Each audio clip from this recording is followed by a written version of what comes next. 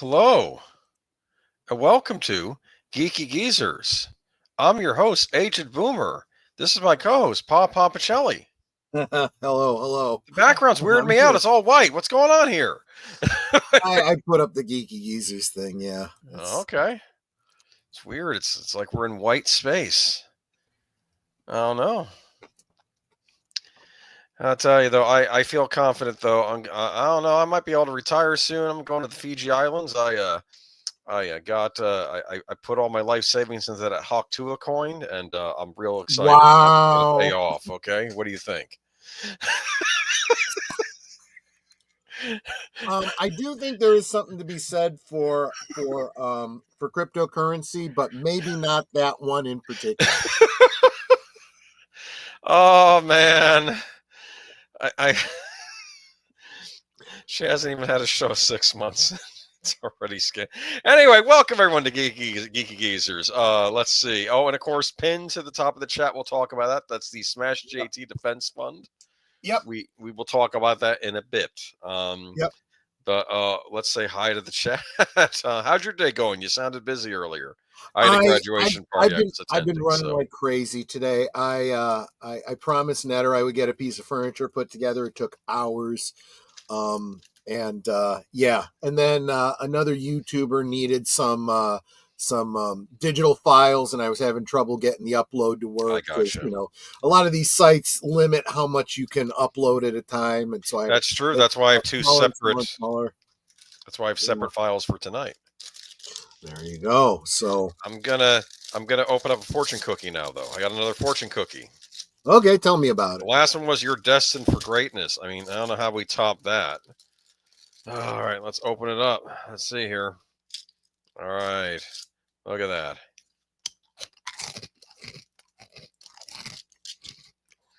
Nothing wrong crunching into the mic, right? Well, I just went on mute for exactly that reason.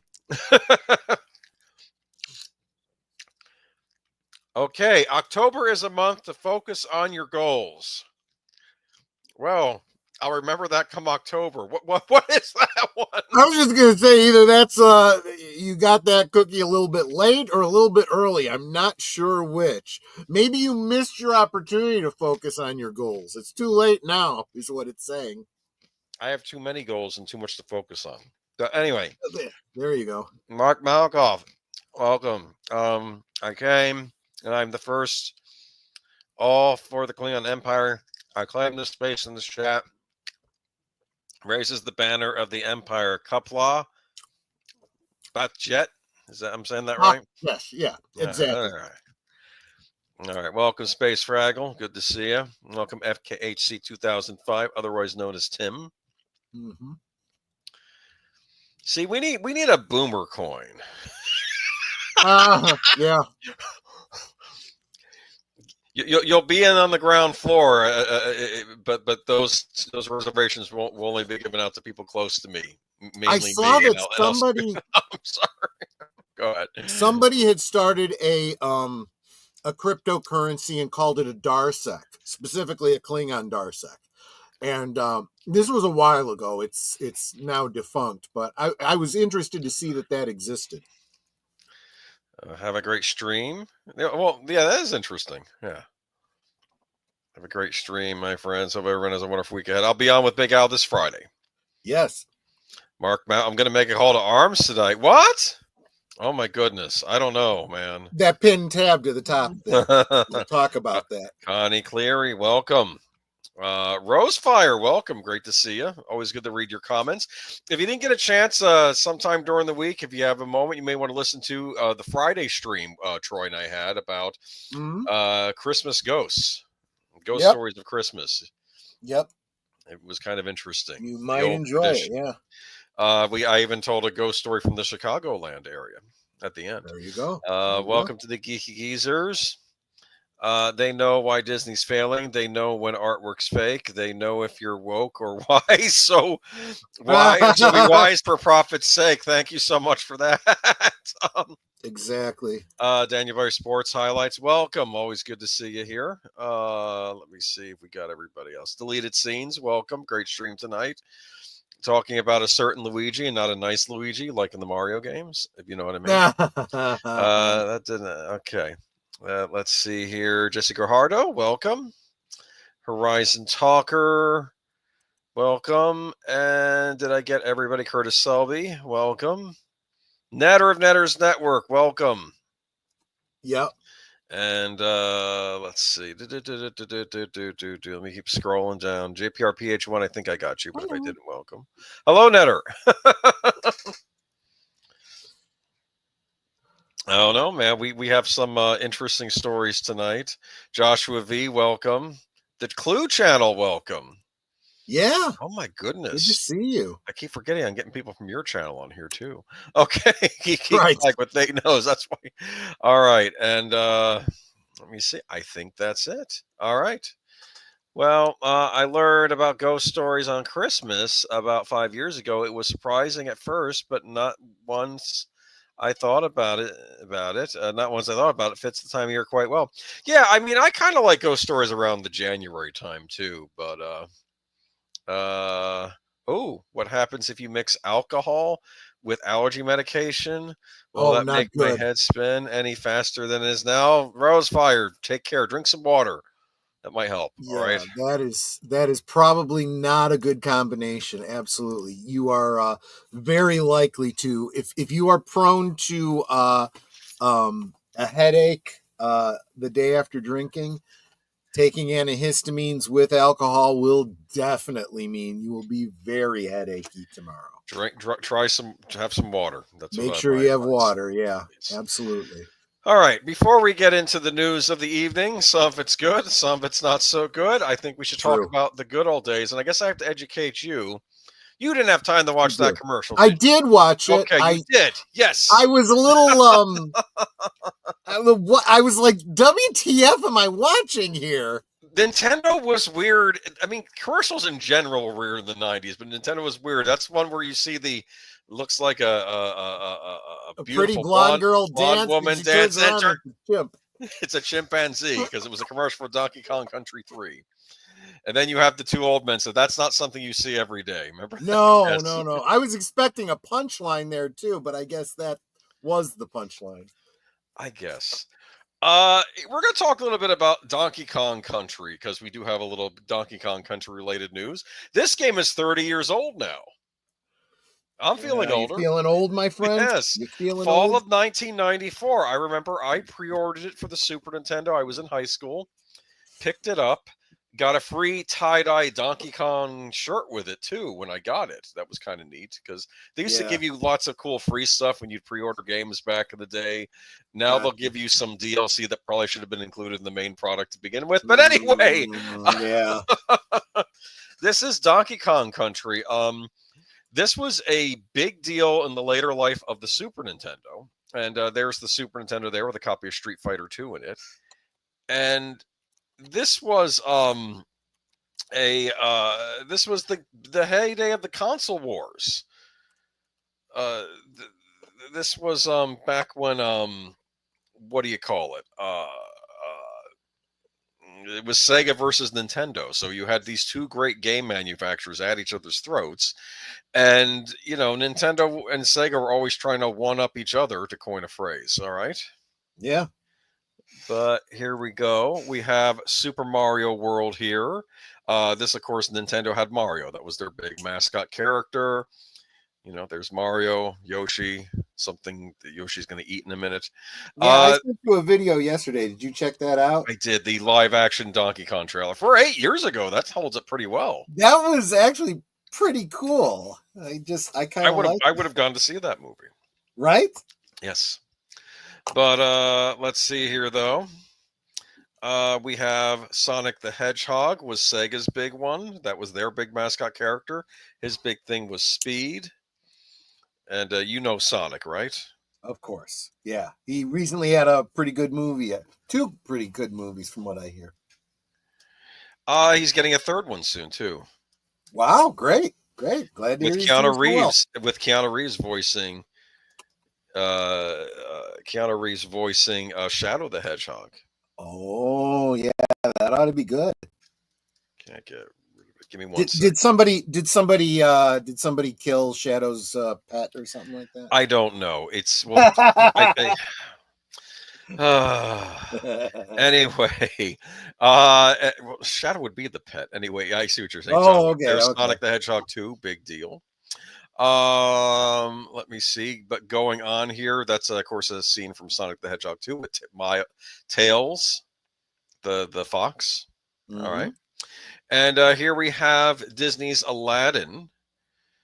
This was, of course, an exclusive to the Sega Genesis. The Super Nintendo got an Aladdin game in the fall of '93, but so did Sega.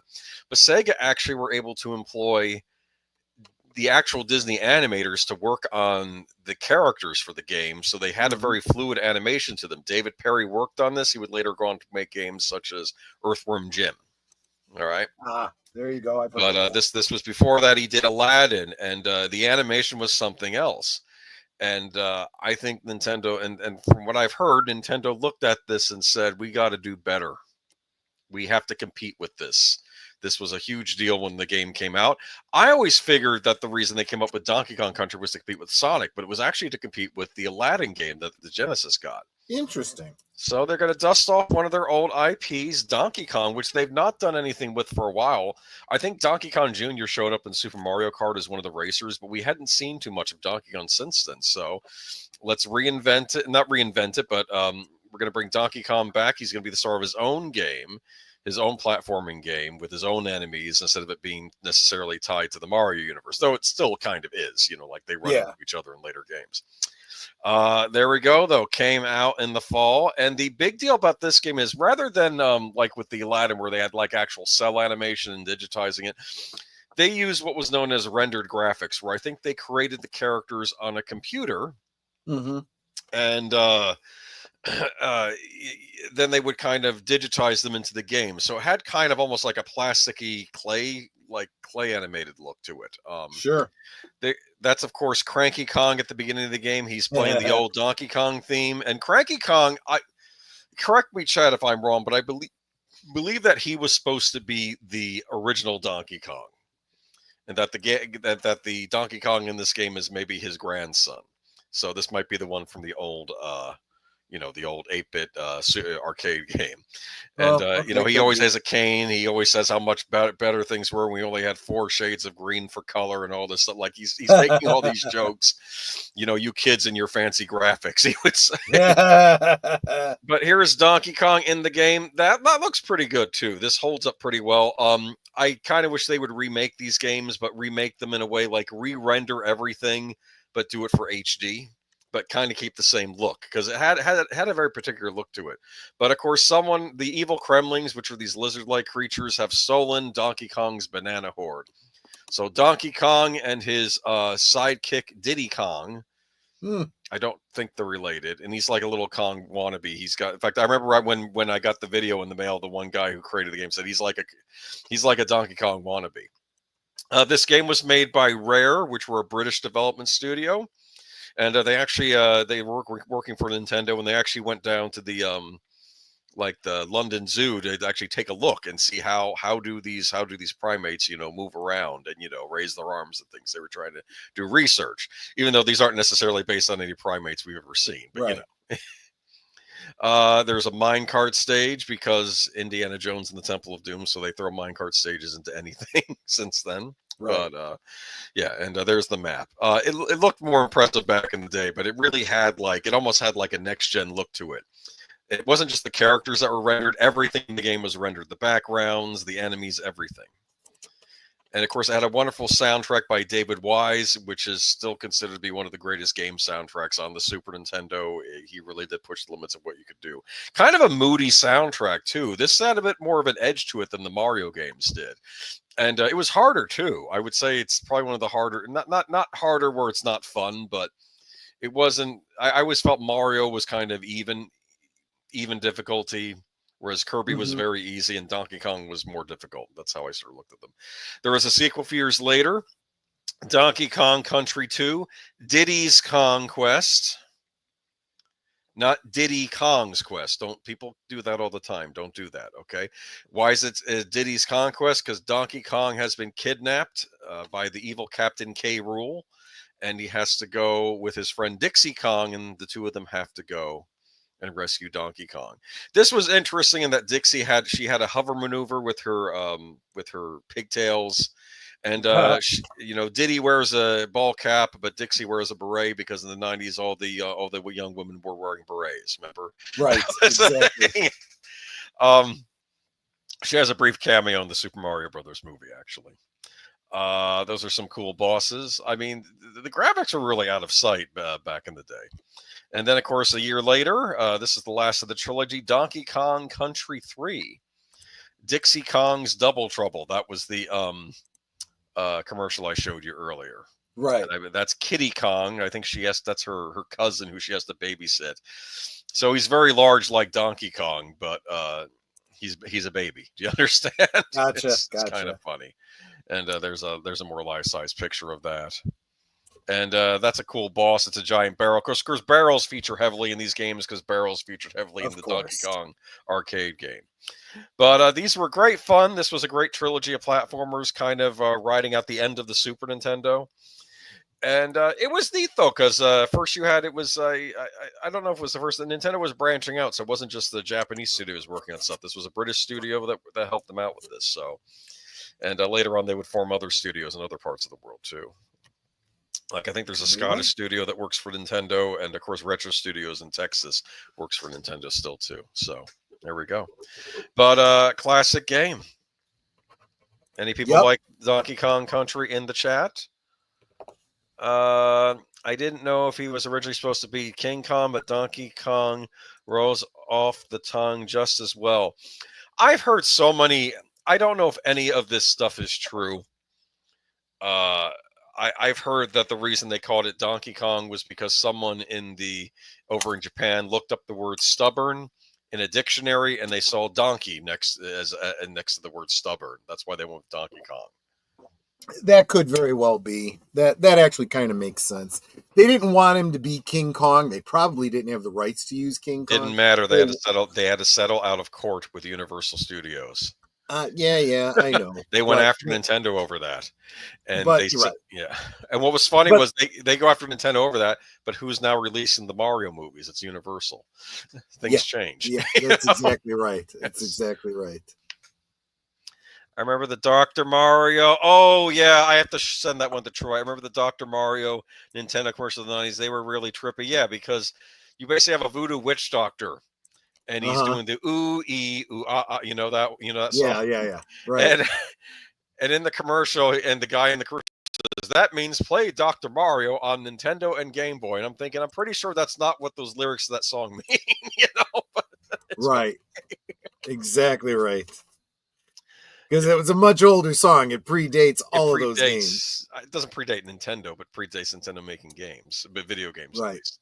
Boomer, did you know Donkey Kong was originally supposed to be King Kong? Oh, they couldn't secure the rights. Okay, they made a parody game. Interesting. Yeah, Nintendo was big on, early on, they were trying to get rights to things. One of their big accomplishments was getting the rights to Popeye. Wow. Shigeru Miyamoto really wanted to make a Popeye game. So one of the early arcade games is a Popeye game. Nice. Yeah, but they eventually had to create their own characters, though, because, of course, that gets expensive after all. Trouble with licensed games, though, is even Sega did those a lot, but then what happens in 20 years? You don't have the rights to it anymore. So they can't be released. True. Like I've said this before, I want that Sega-made Ghostbusters game. I would really like that. But that was Donkey Kong Country. Very big deal in 1994. I was a proud Super Nintendo owner then because I was jealous of Sonic the Hedgehog. I wanted Sonic the Hedgehog on the Super Nintendo. And while Donkey Kong Country is a different kind of game, it still had a little bit more of an edge than Mario did. So I was very happy to get that new mascot. So Nintendo did good there. And they did 2 sequels, too. They didn't usually crank out sequels, but I guess because it wasn't being made in Japan. I'll say this, so the guy that created Mario, Shigeru Miyamoto, the guy who created the Donkey Kong arcade game, he wasn't as impressed with the Donkey Kong Country games. He made a little offhand comment once. Which, well, you know what? We all loved them, so, you could disagree. Nintendo used to beg people for rights to IP now. IP holders beg to put their stuff in Super Smash Brothers. Yeah, Yeah, How the tables have turned. Yeah. right. I'm not a video game player, but Sonic 3 is the only film I'm interested in seeing this for this holiday season. Yeah. Well, it I has. get that. I just love the voice actors they're getting for these animal characters. You had Idris Elba as Knuckles in the Right. last movie, and now you're getting like Keanu Reeves as Shadow, and I'm like, I could watch a movie with Idris Elba and Keanu Reeves in it, but they're playing these furry animals, and it's Right. I Exactly. just don't get it. But anyway, were you aware of Donkey Kong Country back in the day? I knew of it, and I Yeah, probably was dimly aware of those commercials. I probably didn't pay much attention to them, but yeah. I knew of them. And of course, everyone's wondering, Nintendo, what are you doing with Donkey Kong right now? Like we're expecting them to do a new game. There's a rumored game in the works, but nobody knows anything right now. So we got to Yeah. wait and see. Because of course And then they've done a lot with Mario, but they haven't done too much with Donkey Kong lately. And we're like, we know he's a popular character. true. So, but welcome to tonight's Geeky Geezers. And speaking of Donkey Kong Country, Yeah. what? Right. Right. The first reviews are in for Super Nintendo World Donkey Kong Country. Now, this was obvious when I saw them. I said they're going to do a Donkey Kong Country section. They have to. Right. Right. I thought that, and I thought they would also do a Pokemon section, but I don't know if they fully have the rights to Pokemon. I kept expecting Pokemon might have shown up as a separate park, but I guess not. Super Nintendo World's Donkey Kong Country expansion has officially opened its doors in Japan, and the first reviews are now rolling in. This new area in Super Nintendo World comes packed with new activities, exclusive food and merchandise, and a new minecart ride. Generally, the impressions seem to be quite positive. Here are just some of the reviews doing the rounds so far. Starting with our friends at VGC, who said this additional area makes the overall experience significantly better. Donkey Kong Country is best viewed as another excellent half of the Super Nintendo World theme park area, complementing its neighbor with the Nintendo's best ride ever, its most unique food items, and another captivating game world for fans and non-fans to lose themselves in. For those who've already thoroughly explored Universal's Mushroom Kingdom, the overall number of experience in Donkey Kong Country probably doesn't justify an international flight on its own. However, there's no doubt the addition of Donkey Kong area makes the overall Super Nintendo world significantly better, especially that excellent minecart ride. Remember I showed you the minecart level earlier? Yes. Which should Exactly. make those in North America particularly excited for the full park's launch in Orlando, Florida next year. So I think when it opens up in Florida, it's going to have both sections of the park ready to go. I don't think they're going to wait. Probably. IGN called Donkey Kong Country a well-polished nugget of physical DLC. All in all, Donkey Kong Country is a small but fun addition to Super Nintendo World. Thrill seekers can just find wilder roller coasters at Universal Studios Japan to satisfy their adrenaline needs, but Minecart Madness has enough Easter eggs to appeal to Nintendo fans, enough speed to get your heart rate up. The rest of the park is a cheerful and well-rendered paean to Donkey Kong. The Great Apes appeal may not be as broad as Mario and Friends in the main Super Nintendo World area, but as an older gamer, I couldn't help but be charmed by the chimp. And you like yes, and Yeah, I like it. Nintendan attended on behalf of Game Explain, sharing his thoughts about the Minecart Madness ride. It uses a very interesting ride system with a bunch of vertical drops. It is actually very cool, far cooler than I thought it would be. While you're riding, it's actually very fun. That minute flew by. There was a lot going on. It almost makes me want to do it again. Overall, I'm pretty happy with it. This is the best ride currently available at Super Nintendo World. So that's just a handful of impressions so far from critics. If we see any more reviews published or uploaded online by any other outlets, we'll add them to this post. So yeah, so now we have a Donkey Kong. I bet I know what some of the food items are. Banana split, maybe. Oh yeah, that makes Banana sense. daiquiri if they have alcoholic Yeah. beverages. Just saying. Oh, Boomer, today I was playing Indiana Jones game. It's really good. Oh, the new one that got released. Yes. I've heard people liked it, but I don't know if it's selling so hot. We forgot the, I don't know. Well, I know it's coming to PlayStation 5, so we'll see how it does there. I had Indiana Jones' Greatest Adventures for the Super Nintendo as well. That came out the same year as Donkey Kong Country. Cool. You got to play through all three of the movies back when it was just three movies. The end bosses were a little weird though, because when you got to the Ark of the Covenant stage, you're fighting Belloc and trying to ward off the ghosts, and I'm like, that's not how that movie ended.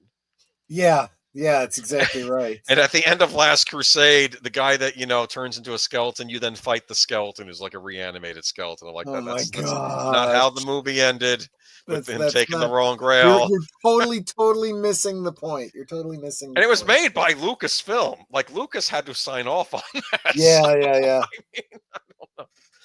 All right. Oh boy. Okay. Now it's Yeah, time to get a let's little get into this serious. one. This one had me pretty hot all this week. Okay. So this is Uh from Mrs. Smash JT. yeah. For months now, many of you guys have been asking how you can help in the ongoing battle against those seeking to silence independent voices in the video game industry. While I genuinely hoped it wouldn't come to this, after having a meeting with my lawyer, Ron Coleman, he has informed me that the situation has escalated to this point, and I'm left with no choice but to ask for your support. I've officially created a Give, Send, Go campaign to raise funds for my legal defense against Alyssa Mercanti's baseless and malicious lawsuit. The amount requested by Ron Coleman, a very badass, well-seasoned attorney with a track record of defending free speech, is significant, but unfortunately, it's putting my family in a tough financial bind. The Yep. initial retainer fee of $25,000 is coming straight out of my kids' college fund savings, a move I never thought we'd have to make.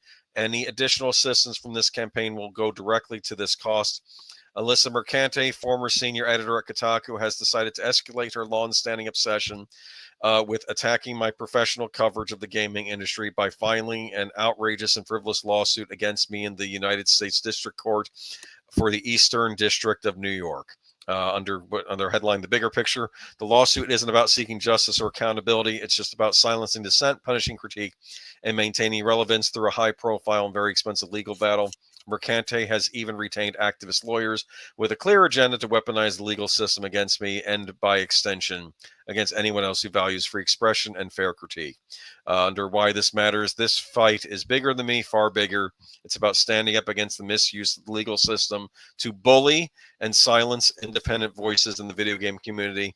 I've always strived to provide fair and honest analysis for my audience, and I refuse to let this baseless attack deter me from my mission.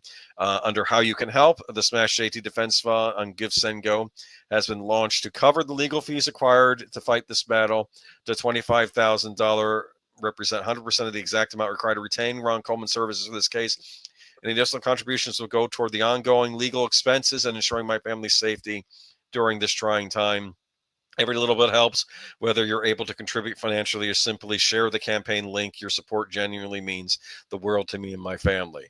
And this is awful. That Yes, he's it having to absolutely go is. through this. I mean, for even the financial stuff, I'm sure the stress he and his family are under from this are awful. And here's what I want to say Yeah. about this. Mhm. We, as a community, I knew you especially, Boomer, but Yes.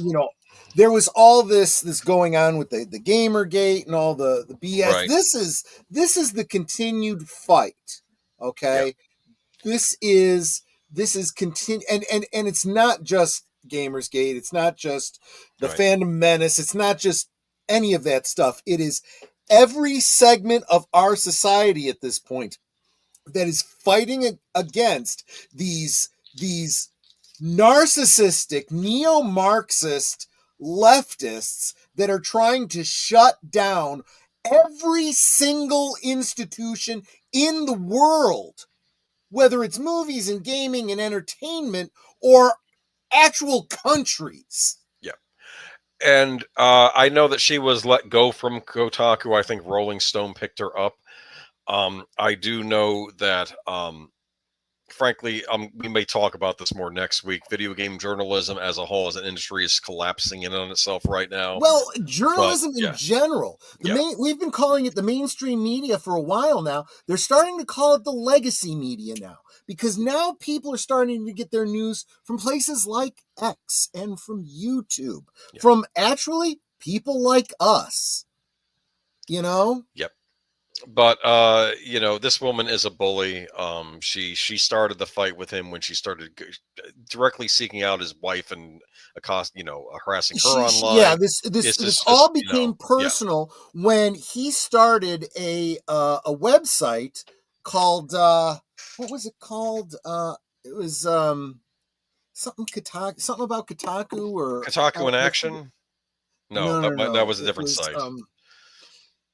Smash JT. Anyway, the Let me link look is it up. there, and we'll have an update on this story in a minute too. But I would advise, if any of you can afford to, please contribute a little something. This Kotaku is a thing. Detected is what it was Kentucky called. Detected, And yes. what it is it's literally discussing, it's a web page, an independent web page, which is his, that talks about all of the publicly available information about the company. You're Stuff that allowed to they publish. criticize takes by journalists. It's True, free but he's not speech. even necessarily doing that here. Okay, Now, but he has to do a little bit, but Yeah. what he's doing is he's saying, this is Kotaku.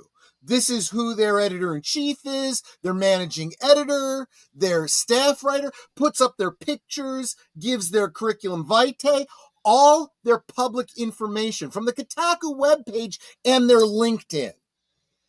And what he does is he was curating all the games, all the projects, everything that Kotaku was doing so that they couldn't be anonymous about it. He's like, this is what Kotaku is, this is what they stand for, and this is what they're involved in. Yeah. Basically, this is what they're screwing up. And they didn't like that. They wanted to be as anonymous as possible. And it's like, oh, no. And the first lawsuit against him was related to this. And that was thrown out because they were like, no, he didn't dox anybody. No, he didn't. Put out information that's publicly available. Somebody else did with her, but he didn't endorse that and was telling people actually don't do that. But exactly right. Yeah, so that wasn't his. The other thing that I think all of these people need to understand, they have put themselves in the public eye. Yeah. So this whole concept of doxing, you might want to consider the fact that if you don't want to be, in quote, doxed, maybe don't make yourself a public figure. Because unfortunately, celebrities have had to deal with that for as long as they've been celebrities. That's just the way this stuff works. So, yeah. And again, this is somebody who is, I'd say he's becoming one of the biggest independent journalists in gaming. And we need to defend that. Otherwise, we will be stuck with people like Kotaku, and that's it. And we can't have that. Well, I don't want them to win. And to be fair, I do feel that they are on their way out, but I don't want them to take victims with them on their way out, especially good people like Smash JT. Sun Grand Studios, yes, Sashi had mentioned him a minute ago. So this is why I have the and you were starting to say exactly that then she personally found him on social media, found out who he was married to, sent a direct message to the family his out of wife, this. And said, do you know what your husband is doing online? He hates women, and he, is hateful online, and, that should embarrass you and your kids and blah, blah, blah, blah, blah. And it's like, what are you trying to do? Are you trying to get me divorced? Are you trying to break up my marriage? That's exactly. She's trying to cause strife in the marriage. See, these people fight dirty. If you dare criticize them, and exactly, they're bad takes. And apparently, one of these Kotaku people, I don't think it was Mercante herself, was sending emails to, because of course his curriculum vitae is out there on LinkedIn too. Went to his last employer and was trying to get him fired. Oh, yeah. I remember that was going on, too. He's been harassed. A place that he didn't work at anymore, but nonetheless, literally trying to get him, thinking he's getting him fired. And, then they say he's harassing. Yeah. This is the way Marxists work, just so you understand. And this is why I think this is so important. And this is why I referred to this when I was talking to Mark earlier in the chat.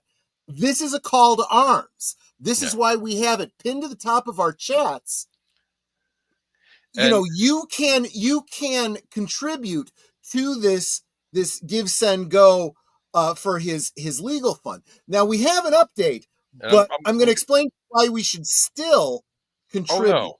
Yeah, I'm going to read it, and I Mhm. agree with you. But unprecedented community support responses for the defense fund have been nothing short of insanity. With less than 3 hours of tweeting about the campaign, the Mhm. $25,000 was completely smashed. By the time I uploaded my video explaining the situation, that campaign has already surpassed the halfway mark. Now, just a few days later, the fund has reached another $50,000, doubling the initial goal. Now, do you mind if I say something on this? This is great. Go ahead. I Yeah. still think we all need, if you can afford to, please contribute though, because we don't know what snags they're going to be running into. We don't know. He needs to win this thing, and he needs to Yeah. not get This is financial. I mean, this is kids' this is college fund got tapped into already for this. So this is yes. ridiculous. Well, that's what they're saying. I don't think that actually was the case. He was saying that might be a Oh, possibility, he'd have to. Oh, but he'd have to do that if he couldn't get the. Yeah, I understand that. But exactly. the point Well, is, he's yeah. his original goal was, what was his original goal again? Was it 25,000, Yeah, right? 25,000 was the bare minimum. That was what you'll need more than that by the that by the was time this what the is over. retainer was to get this thing started, and to have Ron Coleman submit a motion to have this whole thing dismissed, He needs a which good it lawyer. Yeah. should be. It should be, and it could end right there. But we know how these people are, and it probably won't. And he needs himself a war chest. Yeah. And go, just even if you're not planning or can't afford to contribute, go check out the comments Yeah. on this Give Send Go. See what some people have sent and what they have said. And You spread the know, word too if He you needs can too. Robert Barnes. well, he's got Ron Coleman. He's He's a good who one. He's a good actually lawyer. knows Yeah. Robert Barnes pretty well, actually. Mhm. So they're doing pretty well there. Oh, that's the other thing. His the last time he tried raising money this way, he went through GoFundMe, and they tried to get that shut down. Yeah. And they almost did.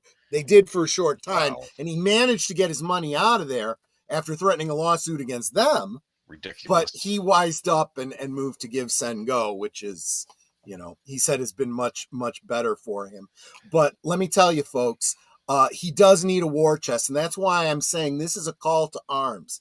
Yeah. Go, if you do go and make a contribution, please let him know, that Last Call with Troy Pacelli and Geeky Geezers with Aged Boomer sent you, so that maybe he knows that we're in his corner too. Yes.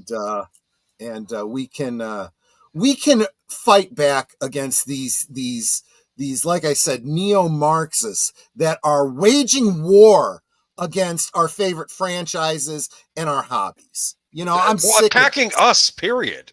Just Yeah, for having attacking us opinions. directly. Yeah, you're Yes. you're evil if you don't like the things that we Don't toe the do. line. And you just look at some of the things they say about the people they don't like. I just saw one. If you voted for a certain person, you deserve to die. Yeah, ridiculous. I am not kidding you. These are the kinds of things they say on social media. Oh, I did want to say a special hi to It's Courtney Fellowship Oddballs. Welcome to the chat. Hey, Courtney, I haven't seen you in a while. I hope you're feeling well. Yeah, good to see you again. But yeah, and it's just it's ridiculous though. Just pay attention to this campaign and keep an eye on Smash JT, and I'm sure he's going to tell us if he needs anything else from us. We support you, Smash JT. I'm sorry you and your family are going this, especially during the holidays. This is like the worst time for someone to drop this on you. So we're with you, and we will support you. All right, and you'll win. You will win this thing, but not without support, and that's why he needs our support. And we're going to do everything that we can. Yes. Absolutely. And speaking of Smash JT, on a completely unrelated note, this is another article from Smash JT. Yes, and I have to say I'm rather inspired that Naughty Dog is working on a Addams Family game where you play Uncle Fester as the main character. Oh no, wait a minute, that's not what this is. Oh my gosh. Well, there actually was a cool little Nintendo game called for the old Nintendo called Fester's Quest, and you would play as Uncle Fester, and they even did the Addams Family theme, but it's done with the 8-bit chiptune music. I was impressed. Neat. That's not what this is. Well, as soon as I saw Naughty Dog, the first thing I thought of was Geeks and Gamers. For the longest time their mantra was F Naughty Dog. So I've not been a fan of theirs. To be fair, have I ever been a fan of Naughty Dog, but especially not in recent years. The Last of Us 2 debacle, but I was not even big on original Last of Us. I know people did like that game, but then Last of Us 2 came out.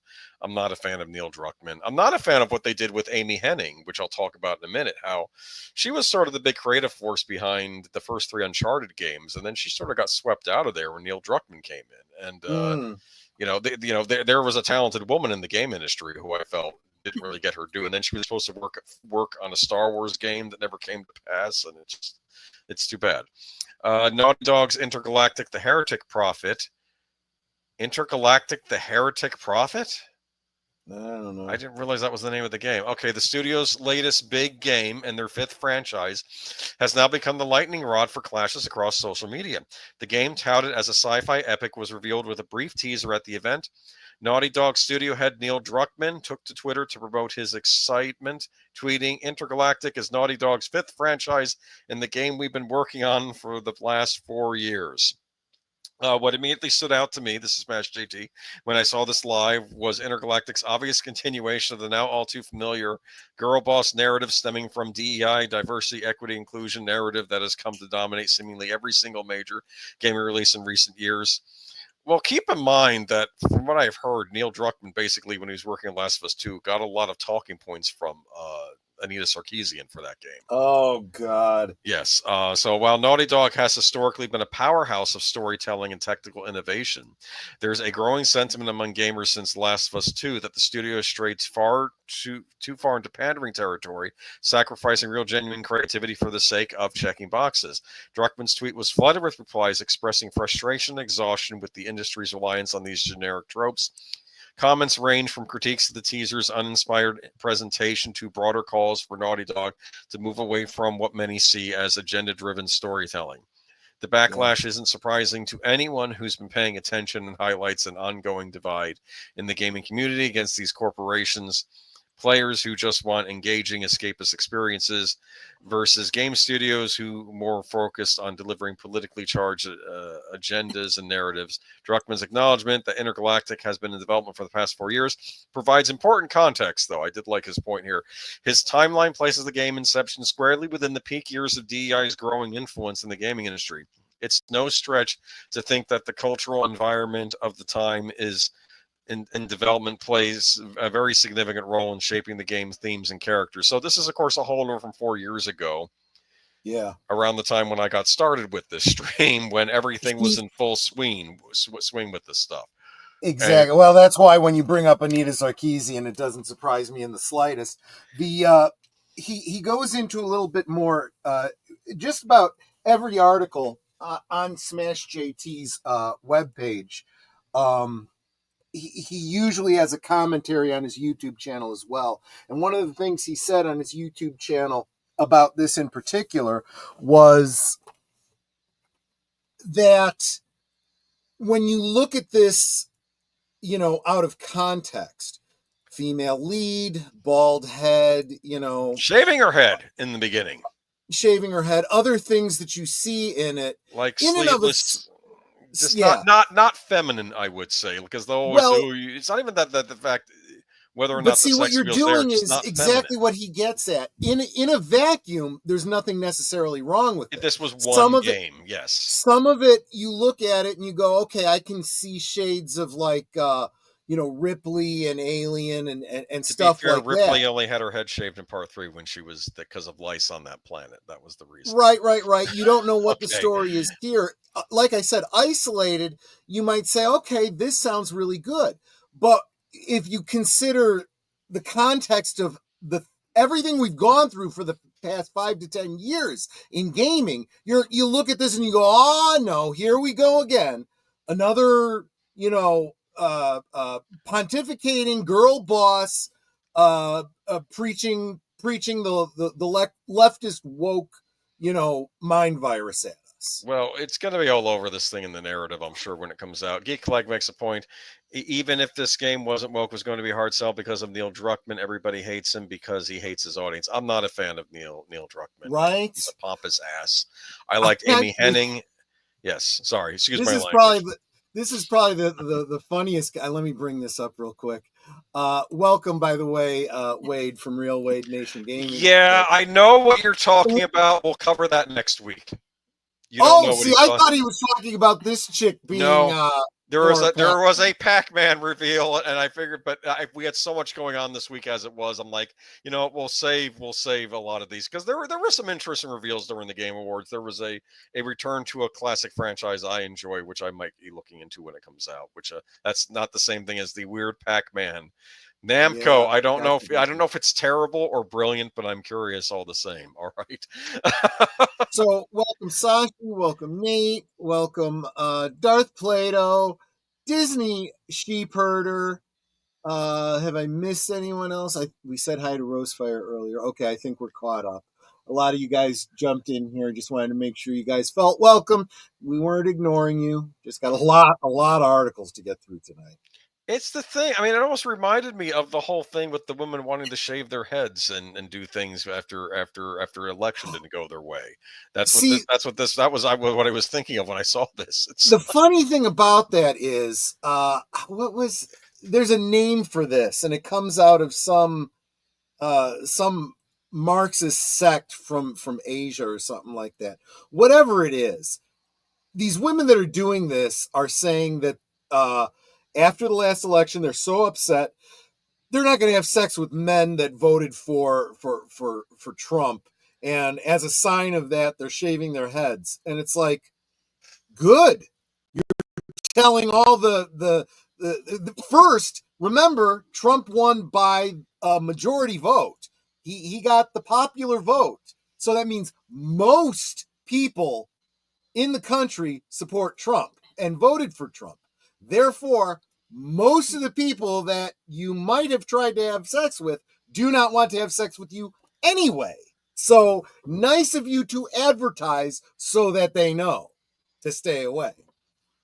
And all the better, because that means you take yourself out of the gene pool, and hopefully you don't pass on your psychotic, neurotic, and narcissistic genes to another generation. Yes. Oh, check your private chat for a second there. Oh yeah. Okay. Sorry about that. But no, it's all right. That comes from Herbert Marcuse Alber, that ugliness is a sign of rebellion to capitalism. Beauty fosters capitalism. Weird. Yeah, it doesn't make any sense. Beauty exists in the regular world, but I'm sure that's part of that doctrine. Woke mob calling for self-celibacy. Win-win in my book. Yeah, I guess so. But yeah. Cool. All right. Anything left to say on this? No. I just as soon as I saw Naughty Dog, I was like, yeah, no, we know they were working on something that I have no interest in, but I'm going to say this doesn't even have the cachet of a series people used to like Last of Us or Uncharted. Or I guess Jack and Daxter. This is a new franchise, and I think you're already out the gate. And I don't know. I don't own a PS5, so it's no skin off my nose. Yeah, I guess, of course, I think it'll come out on PC as well, so you'll be able to play this if you want. There's a reason why communist companies have ugly buildings and art. Yeah, that's a good point, Darth Plato. Oh, I still love. I thought I said hi to you, Nate. I'm sorry. I was sure I did. Yes, but there you go. Cool. And Tim Hayes. Welcome to Tim Hayes. There's a reason why communist countries have ugly buildings and art. That reminds me of from Russia with Love, how Ian Fleming describes the Soviet Union in that. It was interesting. All right, moving on. I'm not going to spend too much time on these next two stories, but I thought they were worth mentioning because we tend to be down on the game industry, but I'm really not, because there's a lot of cool stuff happening in games too right now where you have the bad stuff. Like Soul Reaver 1 and 2 Remastered came out.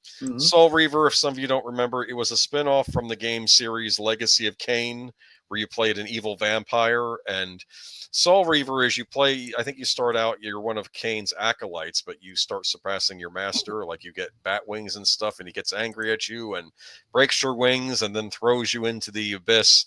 And then this eldritch god wakes you up and turns you into this thing that instead of drinking blood, you eat souls. And it's like in this fantasy. I don't want to say it's like a Ravenloft style fantasy world, but it's sort of like that, where you have, and it was Sure. Amy Henning, the one who used to work for Uncharted, used to work for Naughty Dog before somehow I think she was forced out, but she never disclosed why she left. She worked on these two games. So nostalgia often collides with reality, the victor. This is from a review. But with Soul Reaver 1 and 2 remastered, Aspire brought to life what we remember in our head. Whether you're experiencing these games for the first time or reliving this story all over again, I can quote the Elder God on this one: elevated Raziel, not reduced. In fact, the guy that does the voice of the Elder God in this is the one who voiced Judge Frollo in Hunchback of Notre Dame, the Disney movie. Oh, okay. I The know famous exactly actor. He was in a lot of stuff. He was the villain on the old Beauty and the Beast show from the 80s. He's so his voice is in this game from back in the day. These were just cool little games. Early 3D platformers. I recommend them. And the cool thing about what Aspire did with these is you can switch the old graphics, which don't look so bad because they were still pretty good for their time, or they have new graphic overlays over them where like they kind of redid the graphics for HD TV, so now they look rather sharp. So it's a rather cool way to re-experience these games if you love them or experience them for the first time. So I highly recommend Soul Reaver 1 and 2. Good on Aspire. They did the Tomb Raider trilogy remaster earlier this year. Looks like they did another good job with this. And if we move on to the next one, go ahead and post that. There's another remaster that came out this week from my favorite company that does remasters, Night Dive Studios, and that is the Thing remaster. But basically, I'll explain the Thing game. Back in the early 2000s on PlayStation 2 and Xbox, they decided to make a game that was a sequel to the movie The Thing, where you're another team that goes in to investigate what happened to McCready and all the guys up there, and you're sort of their experiences. And then I think you go over to the Norwegian base where they originally found the the alien spacecraft, right. and it's a survival horror game with you dealing with the Thing all over again. And it's funny, you run into the frozen corpse of the Keith David character too while you're in that beginning stage. I don't know if McCready shows up in it, if Kurt Russell shows up in it or not. I don't know, because I would figured he would have died, but I don't know. It's it's good. Tony Jaa was the actor's name. Are you talking about the Thai kickboxing actor? What is it, Muay Thai? Okay. Troy, when it comes to gaming news for Woke versus Normal, I'm left here wondering when Sony going to release the new Sly Cooper game or Killzone Remastered Edition. Yeah, I don't understand this either, Jesse. People have been wanting Killzone back. People want Sly Cooper back. They want some of these older series back that Sony used to make. When is Ubisoft going to make a Brothers in Arms game? Well, we're going to talk a little bit more about Ubisoft in a minute. Ubisoft may not be around much longer. Oh, I see. Voice actor is Tony Jaa. He voiced a lot of villains in animation as well. Yeah. Yes. Great actor, but he's in Legacy of Kain. So both really cool remasters. Both $29.99 each digitally, and if you have the blues of all the modern games, you can enjoy these on your console or computer as choice. They're available on everything. Switch, I got the Legacy of Kain Duo on the Nintendo Switch. Looks great, and I'm sure it looks even better on the PlayStation 4 and the Xbox. So you're all set. All right. Yeah. Can't go a week. I know. A week without another stinking Ubisoft article. This is bizarre because they're talking about Beyond Good and Evil 2. Do you know what Beyond Good and Evil the game is? Have you ever heard of it? No idea. It was a big favorite of Anita Sarkeesian. She used to cite it as, this course. is how you make a game. So I got it back in the day. That's enough reason for me to not want to know anything about it. I got it back in the day on the GameCube. It was fine. At least I didn't mind it. It's just that that was back in the early 2000s, and I don't know what's going on with the sequel. And now we finally do. I thought the Star Wars Outlaws game that came out was their version of Beyond Good and Evil 2, and they just reskinned it as a Star Wars game. Kind of like how the Space Vespas were reskinned from Alita Battle Angel 2. I'm sorry, wait, no. I didn't see that. Michael Ansel says Beyond Good and Evil 2 development issues due to problems between managers. Former Ubisoft designer and creator of Rayman and Beyond Good and Evil Actually, I like him. If he did Rayman Legends, he did a good job there. Michael Ansel has lifted the lid on part of Beyond Good and Evil 2's troubled development. In an interview with French outlet Super Pouvier via VGC, the ex-Ubisoft employee who left in 2020 to work at a wildlife sanctuary, Ansel said, "Passion is a fabulous energy, but it can also lead to clashes between enthusiasts. On Beyond Good and Evil 2, for example, there were too many problems between managers." Ansel highlights a handful of clashes and changes among the development team, including the art director who wanted to redo everything over and over again, the game's director who apparently wanted to make a generated dungeon game, which was the opposite of what Ansel wanted.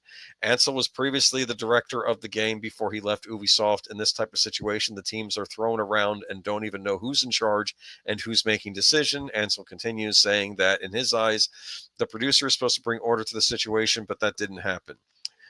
He tells Super Fovier that Yves Guillemont, co-founder, CEO, and chairman of Ubisoft, had come down to Montpellier studio to get things back on track, but that wasn't enough, and the current game director continued in his stubbornness.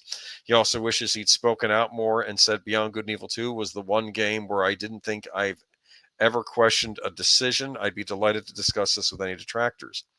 While he puts the development issues down to passionate managers not getting along, he says that he believes that most of the people mentioned were dismissed and a new balance has been found with new managers. There wasn't just one big villain, but the whole series of key issues that remained unresolved at management level, including myself. Ansel concludes, I have my share of responsibility and I should have defended the project better, but more present and more conciliatory with that staff.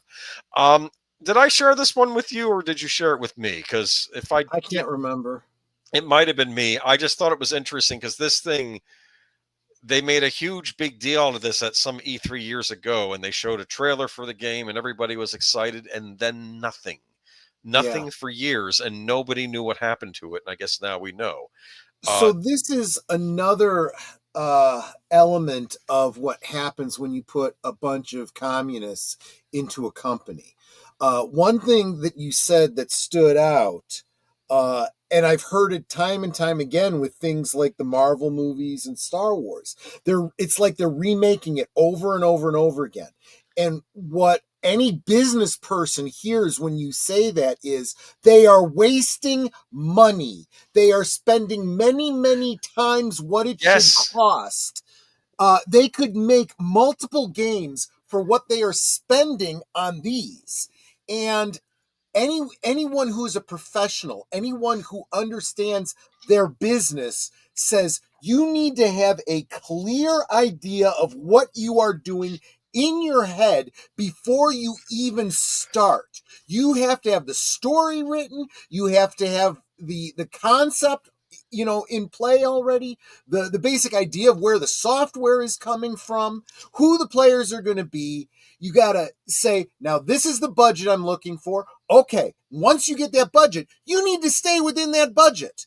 And you don't record anything until you know this is the final version. You don't get all the way through making something and go, no, I don't like this. Let's start over again. Okay, we'll start over again with someone else in charge. You're fired. Here's what I don't understand. They already had a Beyond Good and Evil game. Why didn't they use that as a basis for what they were doing with the new one?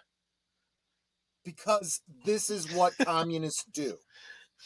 Good night, Rosefire. You have a good week. Okay. They are parasites who just keep sucking away at other people's money until there is no more. Yeah, well, they're getting the investors' money. Well, they're getting That's the investors. What I'm talking about. They spend other people's money until it's gone. And honestly, these companies are going to end up gone. Plus, they might get, if this is a French company, they might get money from the government too to help with these productions. You never know. That's a great way to lose elections. Because, I mean, look at what happened here. Look at what happened in France. Look at what's happening all around the world as the people are starting to rise up against these statists. I mean, the French, for crying out loud, the French should know better than anybody. Well, they didn't, based on what I saw at the Olympics this year. Anyway, Actually, I felt bad. There were some French that were disgusted by that opening ceremony. I Yeah. do feel bad for those French. It sucks. I did want to make a point though. That I pig. mean, talk about not learning from history. You're doomed to repeat it. Do the French aristocracy want to repeat their history? Really? By the way, that pig's name is PJ. See, I thought that was like Rocksteady or Bebop or No, he's a whichever good one it guy. was. Though there's Okay. one part in the game where like you're I think he's piloting the ship you're in, and like people are shooting at it, and fire breaks out, and the girl gets off, Jade, and she says, "Oh, it smells like bacon in here." Oh gosh. Not funny, is it? Okay. But that was Man. back in the day when Ubisoft made Yeah. games. I happily forked over money for it. They were my Yeah. favorite. They were Yeah. my favorite, one of my favorite developers of the 6th generation. That was, in my opinion, the best gaming in generation. Now here they are, and they're just a shadow of their former self, and I don't know what happened. I don't. The CEO are spending time and money. DEI. That's always the answer. What happened to these companies? DEI. Every single time. Yeah. Well, that's Kathleen Kennedy right there. From my understanding, CEOs are spending time and money. It does on look figuring out like what her, the doesn't fans it? want. Only do something I'm completely sorry. different and spend money on something else. Well, actually, that isn't Yeah. Kathleen Kennedy. She said she doesn't care about what the fans want. But Well, that's true. all right. So some Twitter drama is our next story. Yeah. Okay, so former World of Warcraft team lead exposes how violent leftists can hold on. Leftist skirt X's rules despite posting obvious death threats. I will say this: I don't know how much longer they're going to be able to do this for. I think the game is up, but we'll see. Former World of Warcraft team lead Mark Kern, aka Grums, exposed how violent leftist skirt X's violent content policy rules despite posting outright libel and death threats. Grums exposes expose, excuse me, comes in no ex. I'm getting tongue-tied. Grums' expose comes in the wake of ex-user Airbagged, who was arrested for malicious injury to personal property in Charleston, South Carolina, during the BLM protests / riots in 2020. Lied and called Endymion a quote something that rhymes with rapist. Okay, yeah. I'll probably still get in the trouble for that. Anyway, in a post, but this is not me saying it. It's what he said on X. Right. So are they enforcing their own rules? In a post to X, Airbag wrote in response to Endymion, "You are that type of predator." Okay. Endymion retorted, "Yeah, that guy is an unhinged loser. He's just mad that everything he supports falls apart and his side is losing horribly all year. They only act this because we're winning. Keep it up, fellas." So he's at least keeping a good head frame on this. Grums then exposed how Airbag gets away with not only libeling people like Endymion, but also sharing blatant death threats, which are not allowed on X according to its policy on violent content. The policy states you may share graphic media if it is properly labeled, not prominently displayed, and is not excessively gory or depicting sexual violence, but explicitly threatening, inciting, glorifying, or expressing desire for violence is not allowed. It then defines violent content, and specifically violent speech, as content that threatens, incites, glorifies, or expresses desire for violence or harm. To be clear, Airbag repeatedly posts GIFs, GIFs, GIFs, GIFs. Okay, GIFs. Okay. You're and if you had a zapper, you'd zap me every time I said it wrong, wouldn't you, to get me to remember? Anyway, and memes calling for violence against Grums by depicting his avatar being physically assaulted by hammers. He also threatened violence against Endymion with a hammer. Grums explained how he's able to get away with it. Endymion is becoming too big a threat to the narrative. The tweet below shows the guy who has been the key source of all the lies attacking my wife, kids, and career at Blizzard. He lied and impersonated being a former employee of mine to make it seem real. Now he's lying about Endymion about being a, that type of individual. This is sounding like what Smash JT is going through with all the personal attacks. Yeah. He created the original Hammer GIF and the murder GIF snuff prawn mod evading genre. Encourages followers to make more this time, including Endymion in the murder gifs. His latest act was to pay an artist to have me actually killed in a mouth washing GIF. His MO is repeated, the same lies over and over again, and brigade his followers to do the same until the lies stick. By spamming replies, Grums explained how does this on X and his Twitch streams. He does this on his X and his Twitch streams. This is called poisoning the well, attack from a radical leftist playbook. They can't beat you at your points, so they spread lies to try to isolate your followers and prevent new ones from following you and prevent your message from getting out, he concluded. So they're just going to say, oh, he's the worst thing. There's no evidence. No one's accused him of being these things, but he'll just say that out loud. And then people said, oh, I like this point, but I don't know if I'm hearing this other person that is hiding behind a false thing say and this. Unfortunately, that the problem with that is so many people believe whatever they read. I mean, you hear it about Donald Trump, right? He's an R, right? No, he's not. And that's demonstrably not true. I can show you where he was accused of it and he was found innocent. Yes. Okay? It by a jury of his peers. They said he did not do that thing. If you keep saying that, that is a lie and it's slander. Yes. But yeah, and of course we have here the actual proof that he is. That's the violent thing. What this says. What? Pick up a hammer, any hammer. So yeah, we know what that's referring to. Yeah. So I don't know. Well, I mean, you know, and this is something that other people have alluded to. You know, don't come at me, don't come at my family, and don't come to my house. It will not go well. Yeah. You know, all I can say is you're talking about hammers, man. The only hammer I have around here is on a revolver. Just saying. Don't come to my house. But yeah, that's Remember it. my Mao reference. Yeah, exactly. Dead entertainment industry. Thank you. Oh, that's clever, actually. Geek Flag. DEI, Dead entertainment industry. That's pretty much. I mean, it's borne itself out. This isn't, you know, get woke, go broke that turned out to be true. This is, they've already proven that DEI is the death of the entertainment. Part of the problem is that they were all in on this stuff years ago. So now all of the big DI projects are now all going to be coming out at the same time, that everyone is now sick of it.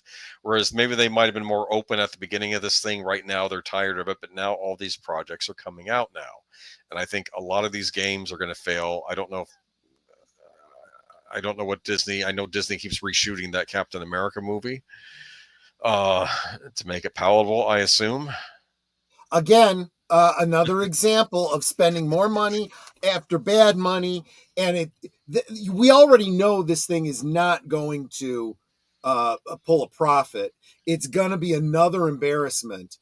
And it's just driving people away. This is why, even if we get a good Marvel movie, even if we get a good Star Wars movie, nobody's going to go watch it.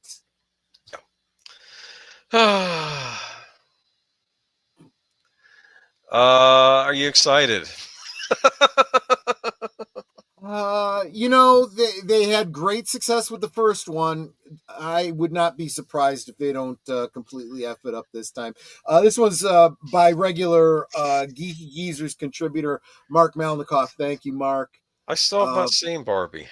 I haven't either. I've been actively avoiding it. It's very pink. The Hollywood Reporter has learned from a well-placed source that Gerwig and Greta Gerwig, that's the director, and Baumbach has swept up in an undertow and hatched an idea for the sequel, having already brought it to Warner Brothers. While it's sad to be in the early stages, it is understood that finding the story has opened the door for a deal to talk, which again is early, another source with direct knowledge confirms. This is from the Hollywood Reporter. A representative for the studio and a rep from the filmmakers pushed back, saying there is no legitimacy to this reporting, says Gerwig and Baumbach's rep, while Warner Brothers representative adds, the Hollywood Reporter's reporting is inaccurate. I find it funny that the Hollywood Reporting article put that in there. Yeah. So they're basically defending themselves. They're saying, look, we're telling you what our source was. They're saying it's not true, but we don't know what to tell you. There's going to be a Barbie sequel. I'm sure it'll have, dancing, and If then it, Barbie gets killed again at the end by another inmate who wants to be the new Bar. Oh wait, no, never mind. I'm sorry, I'm thinking James well, if too. there isn't a Barbie sequel, it's kind of foolish because uh, they had so much success with the first one, whether I liked it or not, or whether I'm the audience for it or not. I just from a business standpoint, if I own stock in Warner Brothers, I'd say you might want to more profit. Just saying. Yeah. Just don't do it the way you did with that Joker sequel. That was really friggin' brilliant.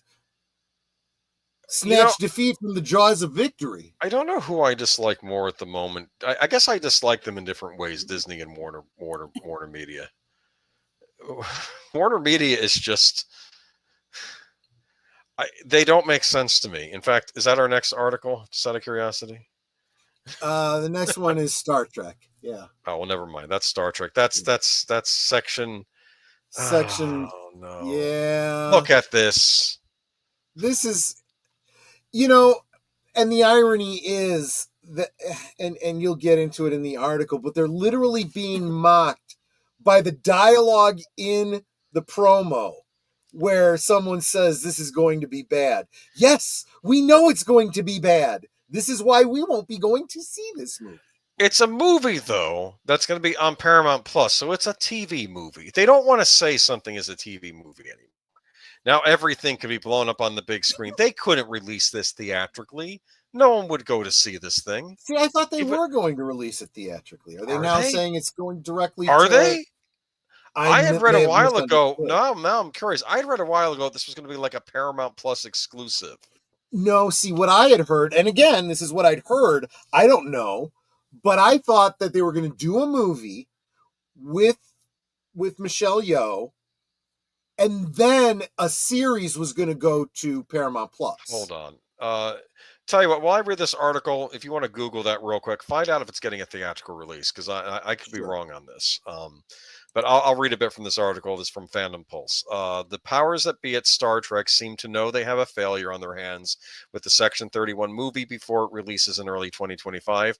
The trailer for the Michelle Yeoh spinoff from Discovery is getting ratioed by fans who are mocking one of the trailer's lines, "This is going to be bad," and they seem to be hiding the film from ex-users rather than promoting it. The Section 31 official trailer was released on YouTube on December 8th. But instead of posting the trailer to X as well, the Star Trek account posted a link to their website. The Paramount Plus account did not post the trailer directly to X, signaling they are afraid of fan reaction to the film on the platform. It's interesting because I didn't even know they released the trailer until I got this article. So.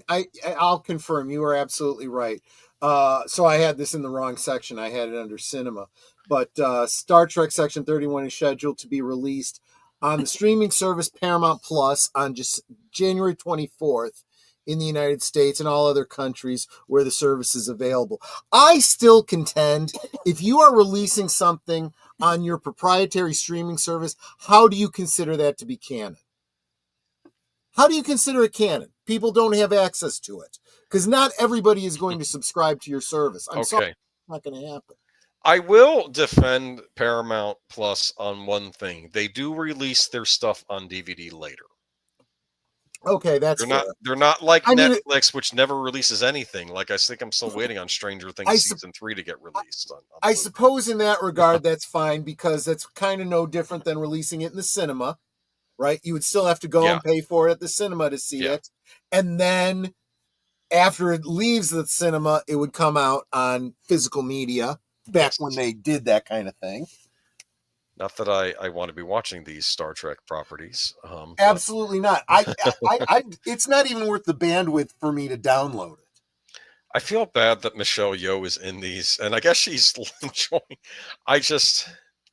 okay, they would do well to heed the early warnings of fans as the YouTube trailer is currently ratioed with 2.6 thousand likes and 11,000 dislikes after 2 million views. Well, we might know if this stuff happened on a certain tube that begins with a U if a certain company like Google didn't get rid of us being able to see dislike ratios on our videos. Yeah, I still can. I meant okay. Well, I'm a lot of us still can if you know how. Okay. That's nearly a 5-to-1 ratio of fans disliking the trailer. Top comments on YouTube are a bad sign for the fate of the film as well. Love how the editor managed to work that "this is going to be bad" line into the trailer. Very subversive, one user posted. Is there anybody left at Paramount that's ever seen an episode of Star Trek? Another asked. I don't even think they've watched episodes of the stuff they've done. No, because you're absolutely right. You know, for all the pillaring that the fans do about them not following traditional canon, are they even following their own canon? Following their own canon. It's ridiculous. I told you in Discovery Season 2, Michael Burnham's mother she's the Red Angel. She's the one in the time travel machine. And I'm saying no, because Michael Burnham watched her parents be killed by Klingons while she was hiding in the closet. Right. Her mother is not alive. That explains why she had all this rage that I guess she tried suppressing through. See, the sad thing was, it was probably when that run writer was on there that was actually good, who they got let go because he said a word they didn't like, even though he was of that race anyway. Yeah. But I thought the idea was, here's a human that was raised by Vulcans, and she doesn't have the capacity to suppress the emotions like the Vulcans do, even though she tried with that practicing. And the rage comes out at the worst time when they had that first war with the Klingons. That's what I thought was happening. Right. In that, but that's not what. Anyway. I'm putting more thought into this than the writers did, I guess. But the point is, though, her mother was dead, and then she just shows up again. And I don't even know if they explained it. I just remembered I would watch Discovery, and I was like, well, wait a minute. Did they explain that? Why the mom's back? How did this happen? You know, as soon as they start going down that route, they just pull the David Tennant, wibbly wobbly, timey wimey. In other words, we don't have to explain it. It's time travel, alternate timeline, whatever. No, you need to. I agree with you. It's lazy BS is what it is. They finally explained the cyborg character, where she came from in her origin story, and then they kill her off that episode. Yeah, where people were actually starting to be interested in her. Yeah, exactly. I'm trying to figure out who the heck this is on screen. Is that Anakin Skywalker, or Darth Vader in his meditation chamber? What is this? No, it's probably some cyborg gangster in a scene from the. Did you watch the trailer? I did. No, I have no interest. I have no need. This isn't even Star Trek anymore. I don't care. You know what it is? And I hate to say this. It's like people who aren't cool, who are trying to act cool, but everybody knows they aren't cool, and that's what Paramount Star Trek is. Pretty good analogy, yeah. Because it's like old Star Trek was aware, yes, this is kind of a nerd franchise. Let's just embrace it and move on, okay? And I think in that, it knew what it was, whereas it's now trying to be too cool for school, but it isn't because it's trying too hard. Honestly, it's like the people that are buying all the Funko Pops and wearing the T-shirts, and I'm into Star Trek because Star Trek is nerd culture. No, it's not. It was. Now you're just whatever the current thing is to be cool. Yeah, basically. Just like so many other people for so many generations. Let's see. Other comments were, Dear Paramount, none of us wanted a Star Trek Suicide Squad. A user slammed the trailer. They have to stop this. I know. It's this, and it's like Marvel. Like I find it funny, Marvel with the Thunderbolts. It's like, well, what are you doing? It's like this was a mistake that they made over at DC, at least in the movies. And it was. I will say this. I know in the comics they were probably handled better, yes, but the thing about releasing stuff like this on a streaming service, that actually was a point in its favor when you said that it's going to Paramount Plus and not to the cinema. Because what the hell else are they going to do with it? This thing is already done. Okay. They may as well make it content on their streaming service. What else are they going to do with it? This must be a contract thing. I know that who's the guy in charge of Star Trek right now? I forget his name. Kurtzman? Kurtzman, yeah. Kurtzman was big on doing this. He's obsessed with this Section 31. Yeah. Which I'm now regretting. Hopefully this will tell Paramount, you know what? This guy's just a money suck. Don't renew his contract, you idiots. He wants a series. He wants this as a series. This is a backdoor pilot, probably. How do you justify that when it loses money, when they can't even release it in the theaters, when nobody likes it and it's ratioed into oblivion? And then you're going to come out and you're going to bitch about the fans and how horrible and toxic toxic the fans. fans are It's the for toxic not fans. liking your crap. It's the toxic istophobe fans that don't like seeing a powerful woman. And I'm like, no, I think Michelle Yeoh is great. I would have liked to have seen her as like a normal Star Trek. Yeah, I like captain on a everything series. non-Star Trek that Yes. she's ever done. Dear Paramount, give the reins of Star Trek to someone who actually grew up watching Star Trek and isn't just trying to show up J.J. Abrams and James Gunn. One more said, decrying the state of modern filmmaking.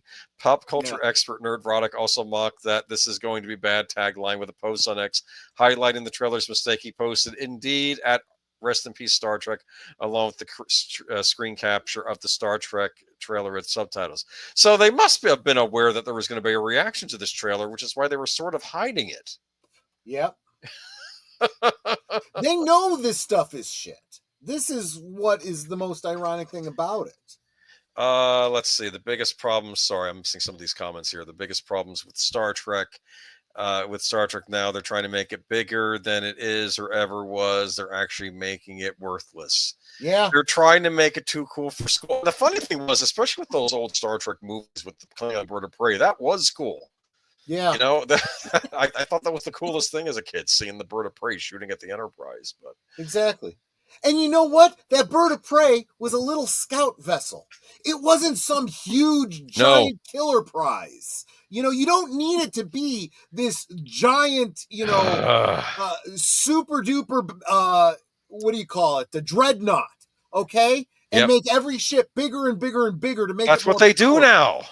They have ridiculous. to have hundreds of ships blowing each other up because they want it to be Star Wars. I don't understand this. The point of Star Trek II, the Reliant, people made this argument. The Reliant is technically a weaker ship than the Enterprise. Yeah, but Khan had know-how to get it to make it a good fight. That was the point. Yeah. Kurtzman made a deal with the devil. That's why he has his job. I wouldn't shock me. Yeah. I don't understand how these people still have their jobs. Yeah. I know they got new people over there, but I don't know. I mean, this news article. I want to go back.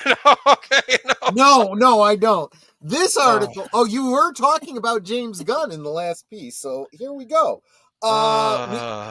This is a major update in the information we're getting about the upcoming Star Wars movie that's coming out next year. We're seeing the S symbol, Superman, which was already shown to us last year. Yes. And we get to see the font of how they're going to write out Superman, which is basically the same font that we got from Smallville. So congrats. Yay. We got lots and lots of reveal about the new Superman movie that everyone's so excited about. Pops was doing a video on this early in the week. That's how I originally found out about this. And Pops of Pop Culture. And I basically was like, I wrote in the comments, I said, I'm not excited. That's what I wrote. And he said, I'm not either.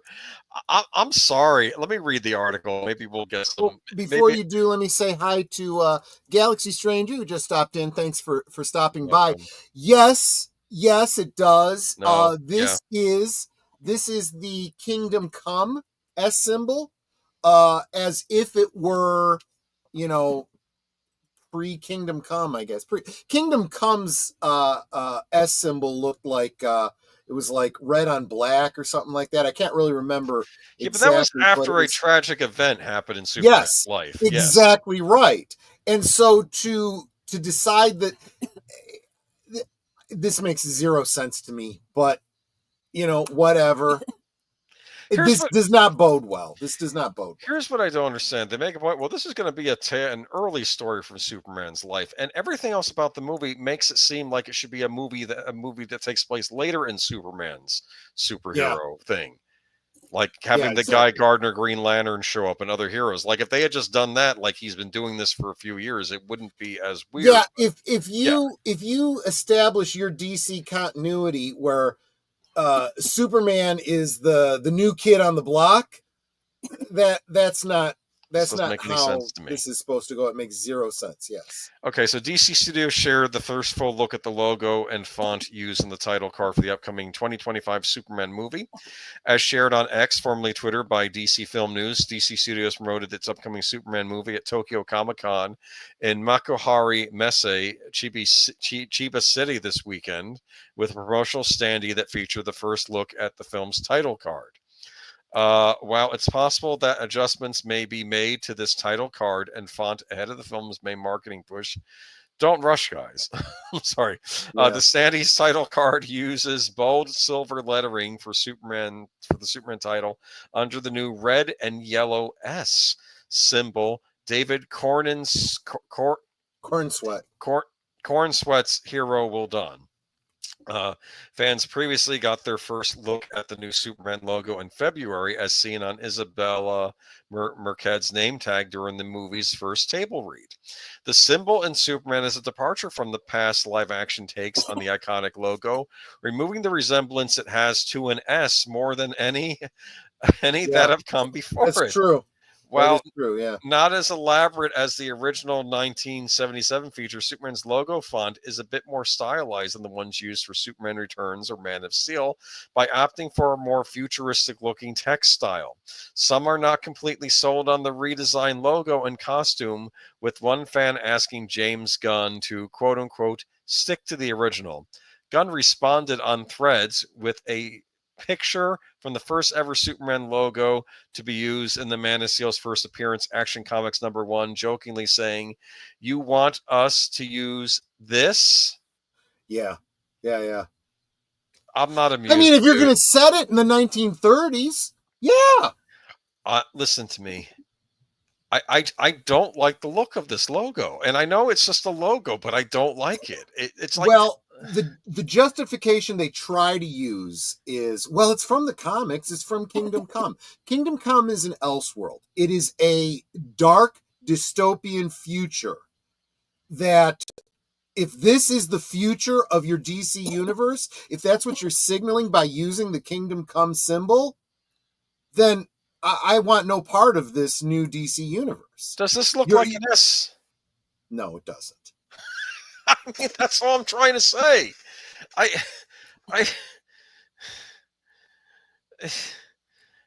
know. I don't understand. I just wanted a good Superman movie. Maybe I'll be pleasantly surprised and all my fears will be laid to rest, but I'm not filled with hope right now. This is not filling me with hope right now. But what do I know? Has anyone seen this guy in an interview talking about anything so far?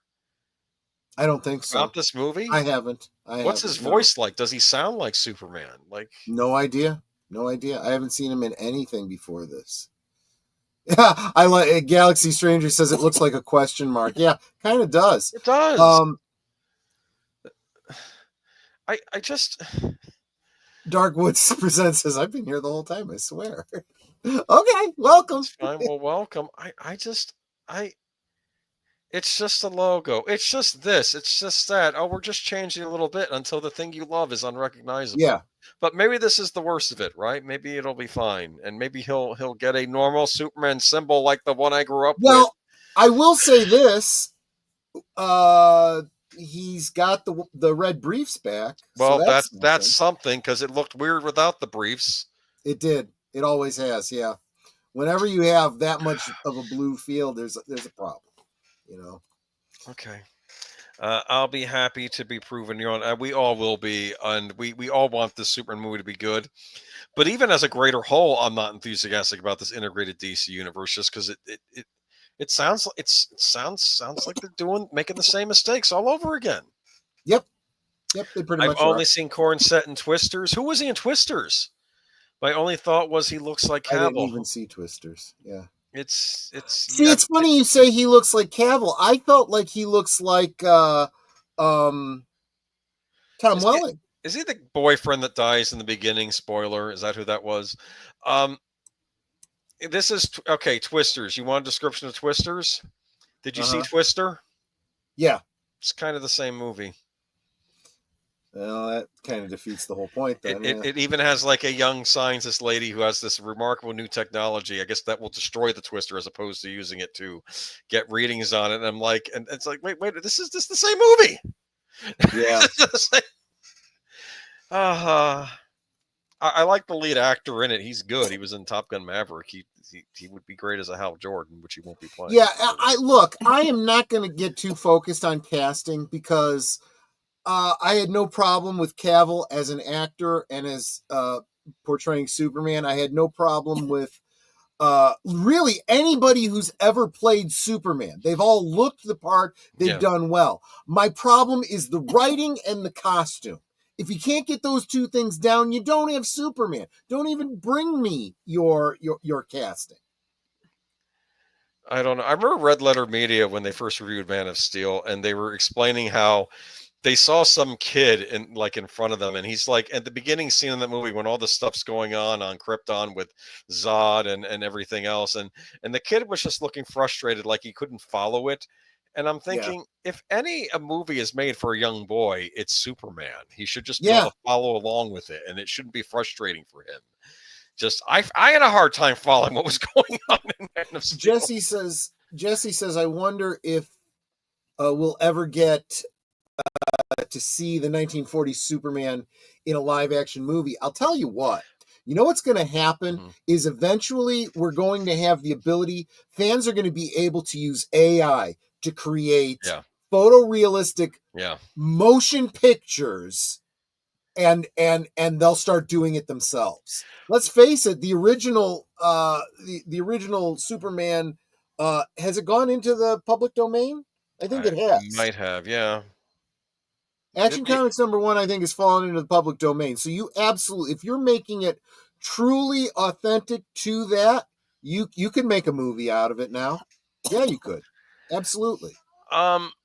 I have to say, one of the things I liked about Superman the animated series, it had a 1950s aesthetic to it, whereas Batman had like a 1940s aesthetic to it, and the way things kind of looked. Like it was mixing modern and old, basically. Yeah, I like that. Yeah, There's a good that is an intelligent way to do it. Where you're looking at it going, yeah, this is modern, but it's got it's what Tim Burton did in the original Batman movies. Yeah, exactly right. That kind of gives it a bit of a timeless feel. Superman is public domain in 2034. So Warner Brothers, you got 10 years to disappoint us until we can finally get somebody else making these. There you go. What did Twisters add? I don't know. Added an S at the end of it, which is stole from Superman. Yes, very funny. Anyway, Gunn, don't be a smart ass. John Wick fans. I mean, I like the first movie. I haven't gotten around to watching the others, but okay. I like John Wick. There might be a spoiler in this thing I'm going to read, so you're going to have to deal with it. No. I get that. Last year, Keanu Reeves bowed out of his iconic assassin role in John Wick 4, Chapter 4. We saw him dying and even his gravestone, but fans are convinced the character could still be alive. Yeah, it's basically is he really dead? Yeah. I think they leave it open where it's like some people will say I could still see him coming back and that he faked his death. But we'll see. In the meantime, what is essentially John Wick 3.5 will release next year as a spin-off called Ballerina. The film is set during the events of John Wick Chapter 3, Parabellum, 6 months prior to Chapter 4. It follows Bond girl Ana de Armas as Eve Macaro, a dancer. Wait, Ana de Armas was a Bond girl? Okay. Which one was she in? Okay, she was in the last one they did, No Time. Oh, well, I never saw that. Yeah, and she was like a CIA operative, and this is when they were saying we're not going to call them Bond girls anymore; they're Bond women. She was fine in it. There wasn't really a romance between her and the Daniel Craig Bond in it. She's just there to help him. Like there's a scene where she says, "Oh, take off your clothes," and he says, "Well, can I buy you dinner first?" Oh no, that's not what I meant. And it was I mean, she looked great in the dress and doing the shooting and stuff, but I think she was kind of wasted on that Bond movie. I would have rather had her been in a different Bond movie than that, but yeah. And okay, but she'll be in John Wick, so I do like her. I wish I'd see be in more movies, but In the first explosive trailer, Ian McShane reprises Continental manager Winston Scott alongside the late Lance Reddick, who died at age 60 just prior to the release of John Wick Chapter 4. Oh, wow. Lance Reddick's going to be in this. Yeah. His character, Sharon, also died in the fourth movie, but he shot his scenes to the prequel spin-off Ballerina in 2022. That was smart that they did that. The late actor also features as talking head in the new Ballerina featurette, which includes more footage of Reeves' return as Wick. I wonder if they were shooting this at the same time they were doing John Wick 4, like they were doing some scenes with that actually makes a lot of sense. You know, again, that's the way you do it. You keep your budget as low as possible. So this is interesting. This movie that takes place in the John Wick world, and so she'll probably run into John Wick in a couple of scenes.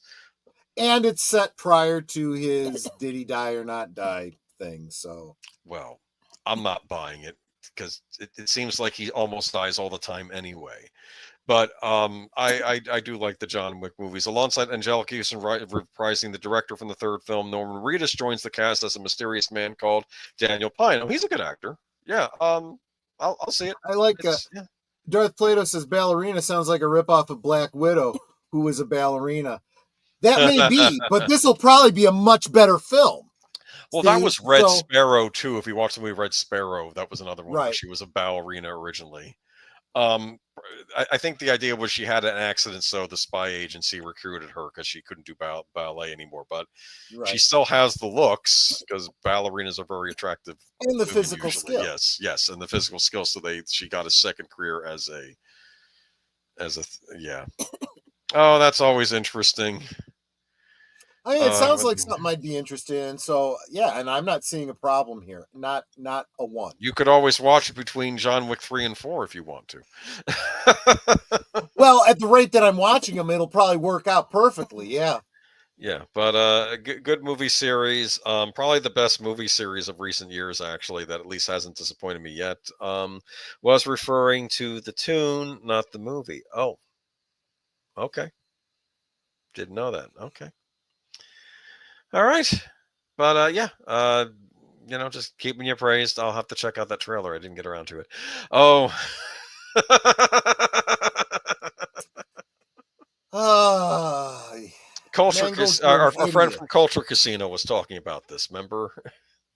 Yeah, Mangold's an idiot. But yeah, let's see why this time. James Mangold explains why the negative response to Indiana Jones and the Dial of Destiny hurt. Talking to Deadline via actionnews.com, Mangold admitted that the response to the movie's social media painted it as an insult to the iconic series hurt him. You have a wonderful, brilliant actor who's in his 80s, he started. So I'm making a movie about this guy in his 80s, but his audience on the other level... No, you're not. You're making a movie about a guy in his 70s. Again, not paying attention to the timeline, but okay, go ahead. That's for the other people to figure out. Anyway, his audience on one other level doesn't want to confront their hero at that age. And I am like, I'm good with it. We made the movie. But the question is, how would anything have made the audience happy with that other than having to start over again with a new guy? Which is what you should have done after the second movie, you dumbass. Reflecting on Ford, Steven Spielberg, and Kathleen Kennedy approaching him with the idea of helming the next Indiana Jones movie, Mangold said, and then here comes lifelong heroes from my childhood into my life going, we have something for you to work on. He added that it was a quote-unquote joyous experience, but it hurt in the sense that I really love Harrison, and I want an audience to love him as he was, and to accept that that's part of what the movie has to say, that things come to an end. That's part of life. I want to bring something up. It's almost like he's blaming like the mainstream audience for this. You know what audience hated this movie first? It was your peers at, what was it? Was it Cannes or Sundance? Yeah. I think it was Cannes where you showed it because you were arrogant and thought it was amazing because the test audiences seemed to like it. Then you showed it and people were actively bored in your screening. And these were your peers that hated it first. And then the word got out. Yeah. Nobody liked this. There was nobody who liked this. And even the people that made it, even Mangold himself, if he's honest, knows this is a shit movie. Yeah. Seriously. Mangold, Packard, and you silly Bar Stewart. And Mangold has made movies I enjoyed. I thought Ford versus Ferrari was a gift when the Rise of Skywalker was out. Can I go to the movie theater and see something that's actually good? And I saw this really good racing biopic made by James Mangold. So when he was originally announced for this Indiana Jones movie, I was like, it's Kathleen Kennedy again, but if anyone could replace Spielberg, maybe Mangold would be up to the task, but it turned into a clusterfuck like all these other Lucasfilm productions did. And I'm sorry, this isn't the same thing as Logan, because at least in Logan, even though it's dark, and I know some people in the chat didn't like that, I feel that at least Logan and Professor X and them are acting like themselves. They are acting as they would in this really awful dystopian future they're stuck in. But I still think Logan is a hero in that movie, whereas Indiana Jones in this, I heard, took second fiddle to Phoebe Waller-Bridge and all this, right? Yeah, I mean, I don't. I never saw the movie. I'm not going to see the movie. If you want to, if you have any interest and want to know anything about the Dial of Dysentery, check out Retro Blasting's channel where he does a deep dive on it. It's longer than the movie itself, but it's worth it. Okay. So and one of the things that Retro Blasting has pointed out is they never should have continued to age James Bond. Excuse me. Well, Indiana Jones. They should have treated it like James Bond, where they get a new actor. They should have treated it like James Bond, and it's just, you know what? Just we'll do another adventure, and we will recast with a younger actor, and you keep doing that every 2-3 movies. You get a new actor. You do, Indiana Jones and the Secret of Atlantis. Indiana Jones and the whatever. That was a video game, computer game, The Fate of Atlantis, right? Yeah, I'd heard about that. Yeah, so they could have based the story for the movie on that game. I'm sure it was well written. It was always and meant you own to it. Be when Spielberg and Lucas made Indiana Jones, they made it with the idea that this was going to be like those pulp serials, and things like Flash Gordon, right? Or King Solomon's Mines, or any of these other things. You'd get a new adventure every week, right? And if you were to take the sum total of, and then of course there'd be comic books, and there'd be pulp books and so forth. If you were to take the sum total of all those and try to imagine them, taking place in real time, there's no way you could squeeze them down into, a 10-year period when this guy would have been active. Doesn't matter. That's how you tell these stories. Troy, couldn't Disney just make an animated film in order to keep forward in the film, have better writer, and have it based on the Lost City or something? Yeah, you mean like they could have used... That's actually a brilliant idea. Like they could have used a motion capture technology that a certain director named Steven Spielberg was heavily involved with the Big Friendly Giant and the Adventures of Tintin, thereby being able to use Harrison Ford and do an Indiana Jones movie in that style. Yes, but they didn't do that. Okay. I'm one of the few people out there that like the adventure. Some people don't like the Adventures of Tintin. I enjoyed it a lot. I kind of consider, look, it's a fourth Indiana Jones movie. I don't count the other Indiana Jones movies, but except it's got a redheaded English boy in it instead of it being a. No, Boomer. The test audiences didn't like it. They did reshoots. Well, I had learned. All right, it was Midnight's Edge that was talking about that. They were saying that the test audiences had responded well to it. Okay, but maybe I misheard them. But showed it at Cannes. The critics didn't like it, so then they did more reshoots right up until release. Plato says KK wanted Ford replaced. That actually would have been the only good call that could have been made.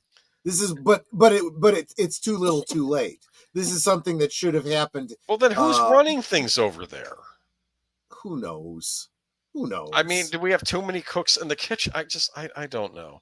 Well, it's like I said, it's that whole communist mentality over there. Come on, everybody, let's get a huddle together. Throw in your ideas. There are no bad ideas.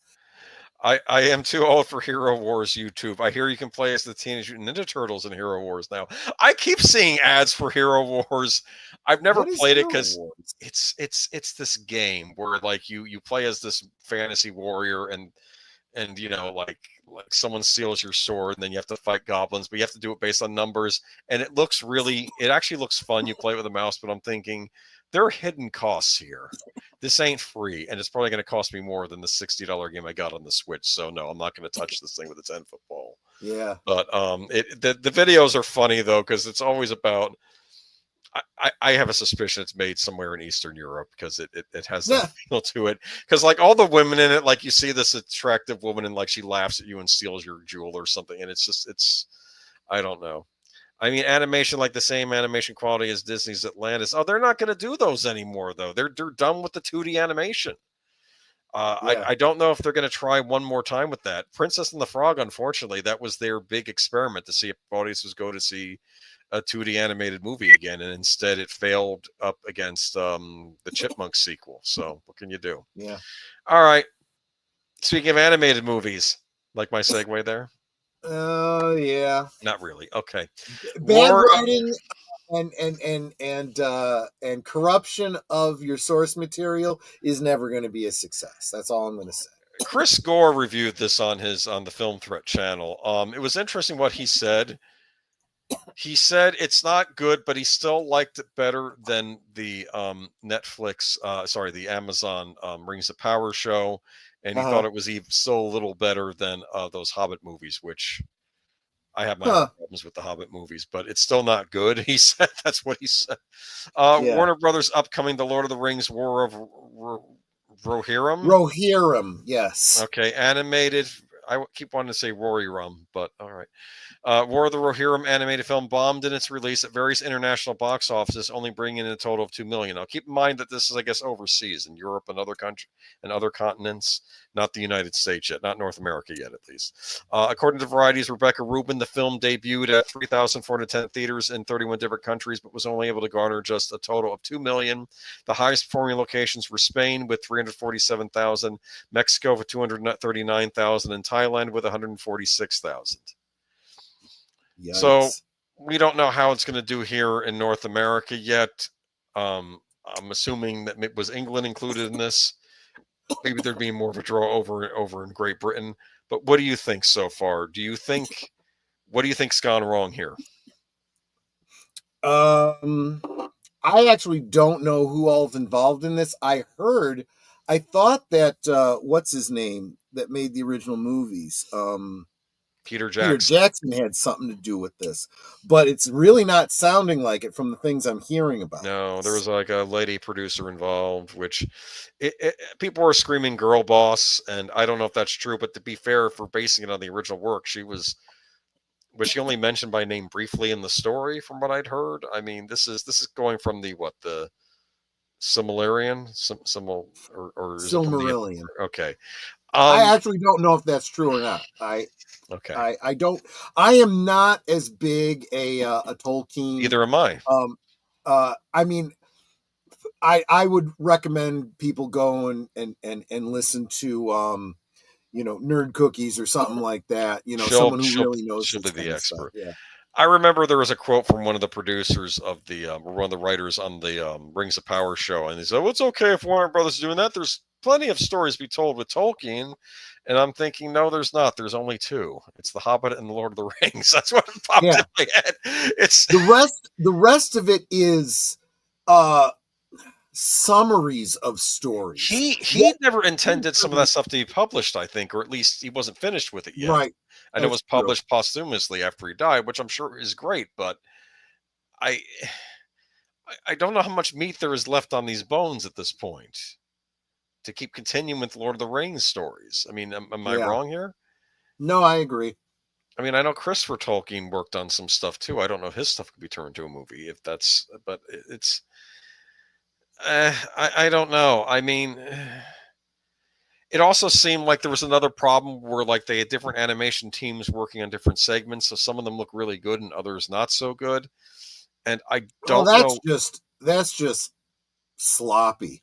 That's just there's a sloppiness going on with I don't want to. I don't want to throw the anime industry under the bus right now, but I've noticed too with that Uzumaki show that came out, how episode 2 looked horrendous, whereas episode 1 looked like it had good production value.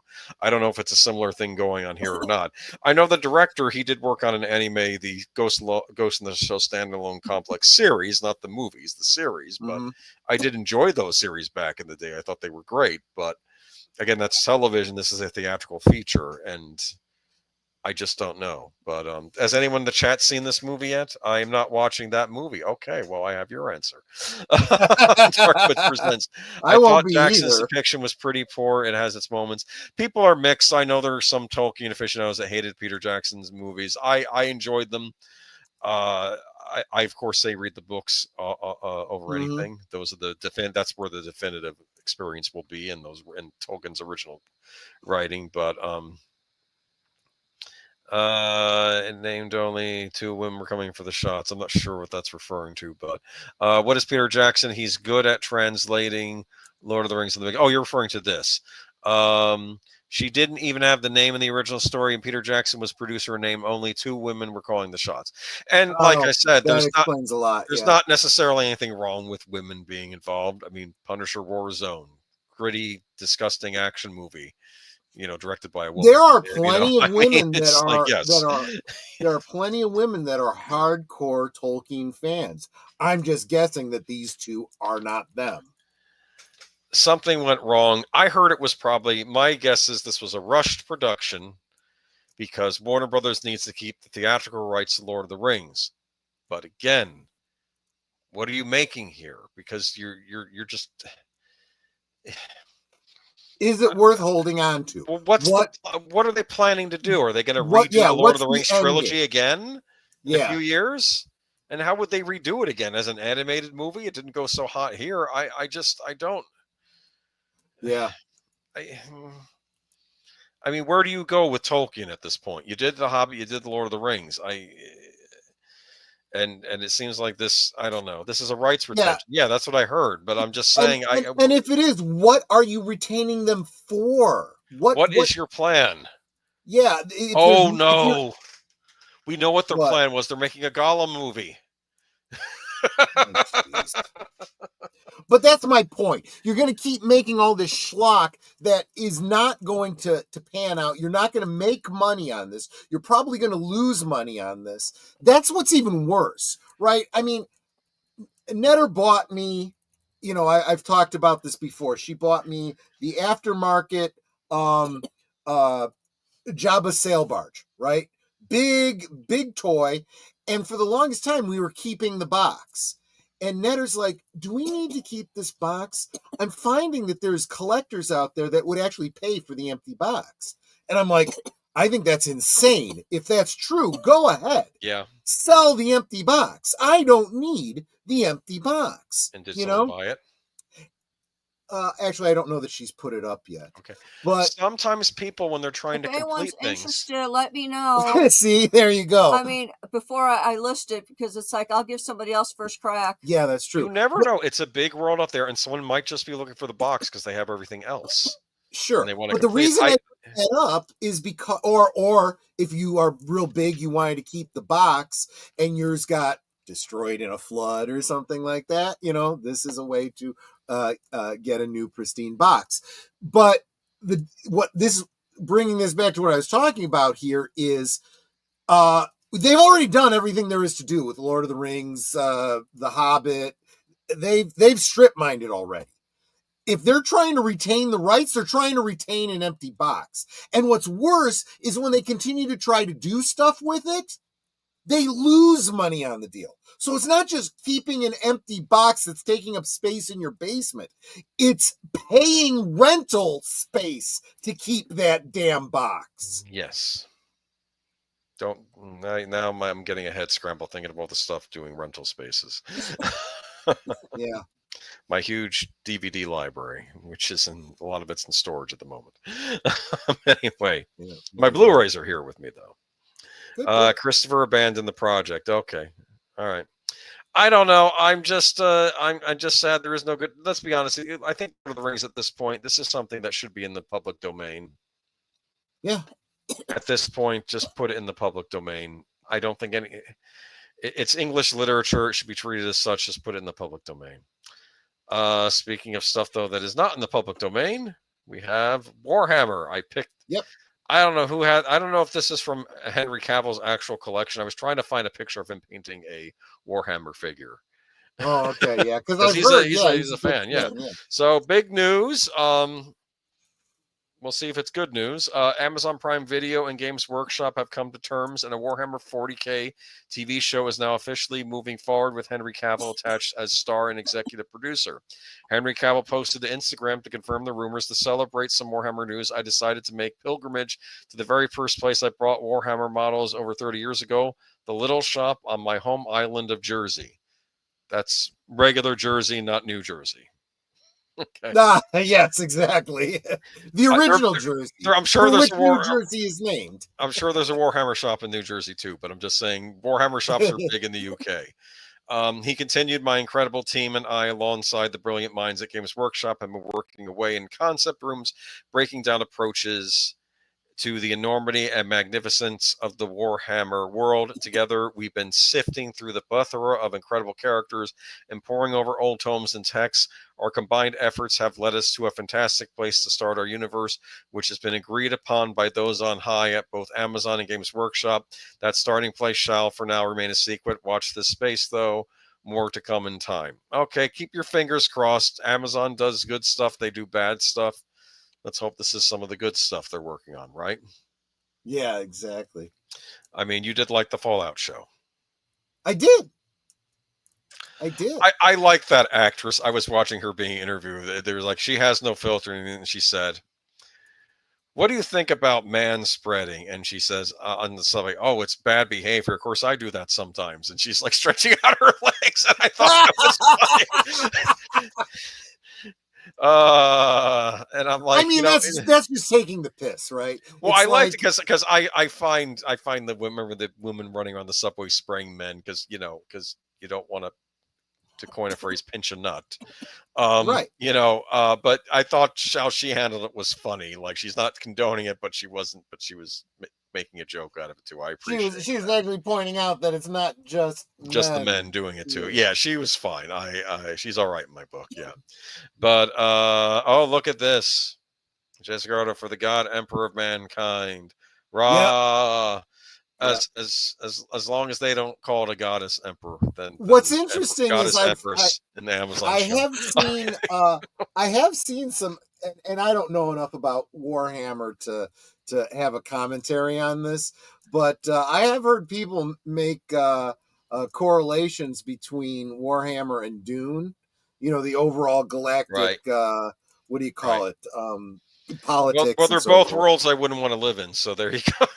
Well, I mean, you're not wrong there. It's true. Maybe Dune would be better from the sound of it, but you have the I whole guess religious it depends order on who you are and where you live, but yes. Yeah, I don't know. The Fremen kind of had it kind of rough, I thought, but yeah. But we'll see. We'll see. This is a we'll see. Yeah. I mean, if it's bad, I mean, Henry Cavill's attached. He probably had stipulations to come on board, right? Mm-hmm. He probably has some creative control. Well, as soon as I saw he was executive producer, I'm like, well, that brings with it a lot of influence. This isn't like when he was cast in The Witcher and he had no say, That was a disaster. Yeah. Okay, guys, I was telling Shock Media, if Trump wins the election, Amazon is going to give Henry Cavill the Warhammer he wants to make. Yeah, okay. I had not even thought about that connection. That's a great point, Nate. You don't make the money. I don't know if that even factored into their minds, but if it did, makes perfect sense. All right, moving right along to a little bit about. I must have the wrong one. AI Twin Peaks. Where is it? I thought this was the Twin Peaks one. Oh, I don't have an image. Oh, this stinks. I'm sorry. That's a fail. Do you want to grab an image real quick and throw it up there of the new set? I thought I had it in here. Why isn't it in here? I thought I had copied it. I'm sorry. Hold on. Maybe I got it somewhere on my desktop. I probably don't. Here we go. No, because that's the one that's Give out me of a moment. print. Give me a moment. Give me a moment. Re-release. Just give me a moment. How's the chat doing? We having a good time? Here. I'll try to save it as a JPEG before. Do you have it? The new I set? do. Let me bring this up. I thought I stuck it in here. Present. Boomer, you're fired. Yeah, I know. It's okay. That's what he says to me. I don't need this job. I got that Haktua money coming through. Okay. Oh gosh. I'm sorry. Why people did you do it? There we go. Look at that beauty, Yes. huh? The complete Twin Peaks Blu-ray set is coming back after its limited edition sold out years ago. This is going to be pretty special for those of you that missed out the first time. I do already have the original, and it's as you read through the article, you're going to see that this is a scaled down version. So I have the full version. But yeah, when something sells out like this and it's out of print, the value of it goes shooting through the roof on the secondary market. Yeah. So I'm just this kind of psycho fan about Twin Peaks. Every version of it, right over my right shoulder, I have the VHS collection of Twin Peaks, still shrink wrapped. They've never been opened because I knew that eventually they would come out on DVD, and I got the DVDs, and then I got the Blu-rays. I got every version that's come out of Twin Peaks. I'm now imagining a scene, like there's a scene in the Fellini movie where these Italian archaeologists uncover like this perfectly preserved Roman house, but because they open it up and it gets exposed to the air, then all the artwork inside gets destroyed in this scene. It's like heart-wrenching that, for like one brief moment, it was all preserved like it had been, and then suddenly all gets dissolved. And I'm thinking that'll be when someone does the plastic of those tapes, you'll see the artwork, and then it all dissolves. So, probably. Anyway, I even have a videotape from when these videotapes were going to be released. It was a screener that was sent to video stores, and you know how screeners work. They're previews of. This was meant to be a preview of the European cut of the pilot episode. And it was supposed to be you watch it and decide, how many copies you want to order. And it's got, across the bottom, this is the property of whatever, Universal or whatever company it is that owns it, not for resale, blah, blah, blah, this and that. This was such a Lynch kind of thing. So I opened it up. My boss said, "You're into Twin Peaks, right? Watch this. Tell me how many of these I should order." I'm like, really? And I took it and I put it in the VCR, and it doesn't play anything. There's nothing on it. No. And I'm like, what the heck? And then I looked, and those of you that remember VHS, right?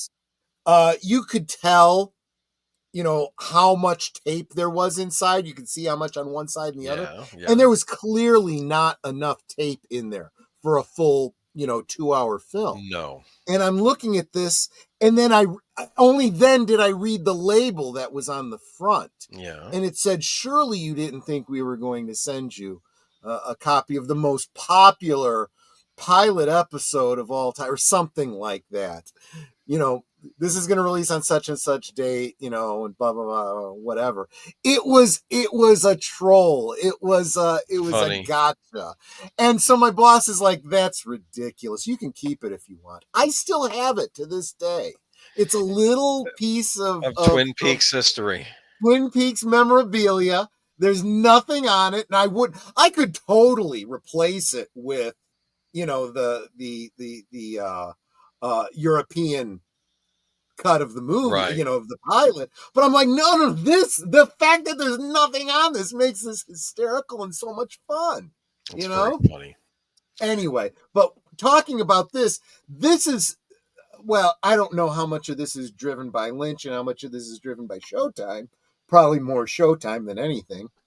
Saying, hey, There's a market out there for this thing that's out of print. Let's reprint it. Yeah, so the $69.99 set, that's actually a good price for what you get, is a repackaging of Yeah. the 2019 limited edition set that includes collectible physical cards of characters from the Red Room. Just 25,000 copies are released. This new set doesn't include those, so you're not going to get the collector's cards, but it contains all of the same content at a lower price compared to around 160 in a more compact form. You'll get 1080p Blu-rays from the original seasons from the early 90s, Twin Peaks Fire Walk with Me, and The Return, while 4K versions of these episodes would be ideal across the board. The set includes a 4K Blu-ray containing just the original series pilot and Part 8 of The Return in 4K, so you'll need a 4K Blu-ray player to play those. That must be like a bonus disc where you get to look at how these would look in 4K. This set includes more than 20 hours of special performances, including full-length versions of all the Moody Roadhouse music performances featured in The Return, actor interviews, the missing pieces, deleted scenes from Fire Walk with Me, and making of footage for all 18 of the episodes in The Return. So I don't know if this sounds like it's better than the set that's currently out there, which doesn't include Fire Walk with Me, though you could always get that as a Criterion Blu-ray. So there was that. But yeah, so if you're a Twin Peaks fan, I'm gonna have to get the White Album again.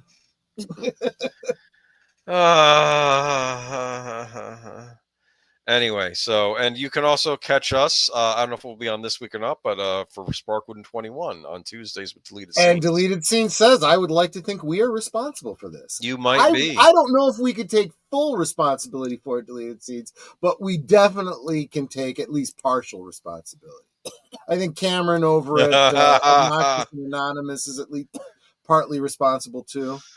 Now we're doing Sparkwood 21 rewatch. Do you mean rewatching our original commentary with this, or do you want us to do the whole show over again? Actually, that would be so meta, right? I put up on what do you call it?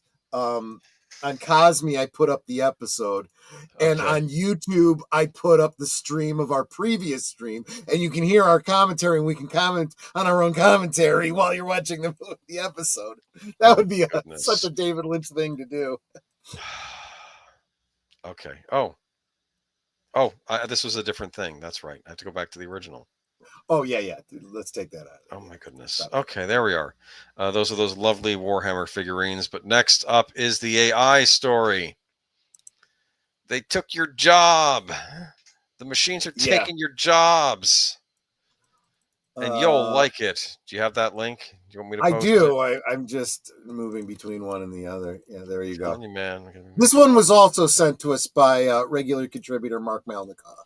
Okay, so since the dawn of generative AI a few years ago, the march of technology toward what tech companies hoped will replace human intellectual labor has continuously sparked angst about the future role humans will play in the job market. Will we all be replaced by machines? As Y Combinator-backed company called Artisan, which sells customer service and sales workflow software, recently launched a provocative billboard campaign in San Francisco playing on that angst. Reports Gizmodo. It features the slogan, "Stop hiring humans." The company markets its software products as AI employees or artisans.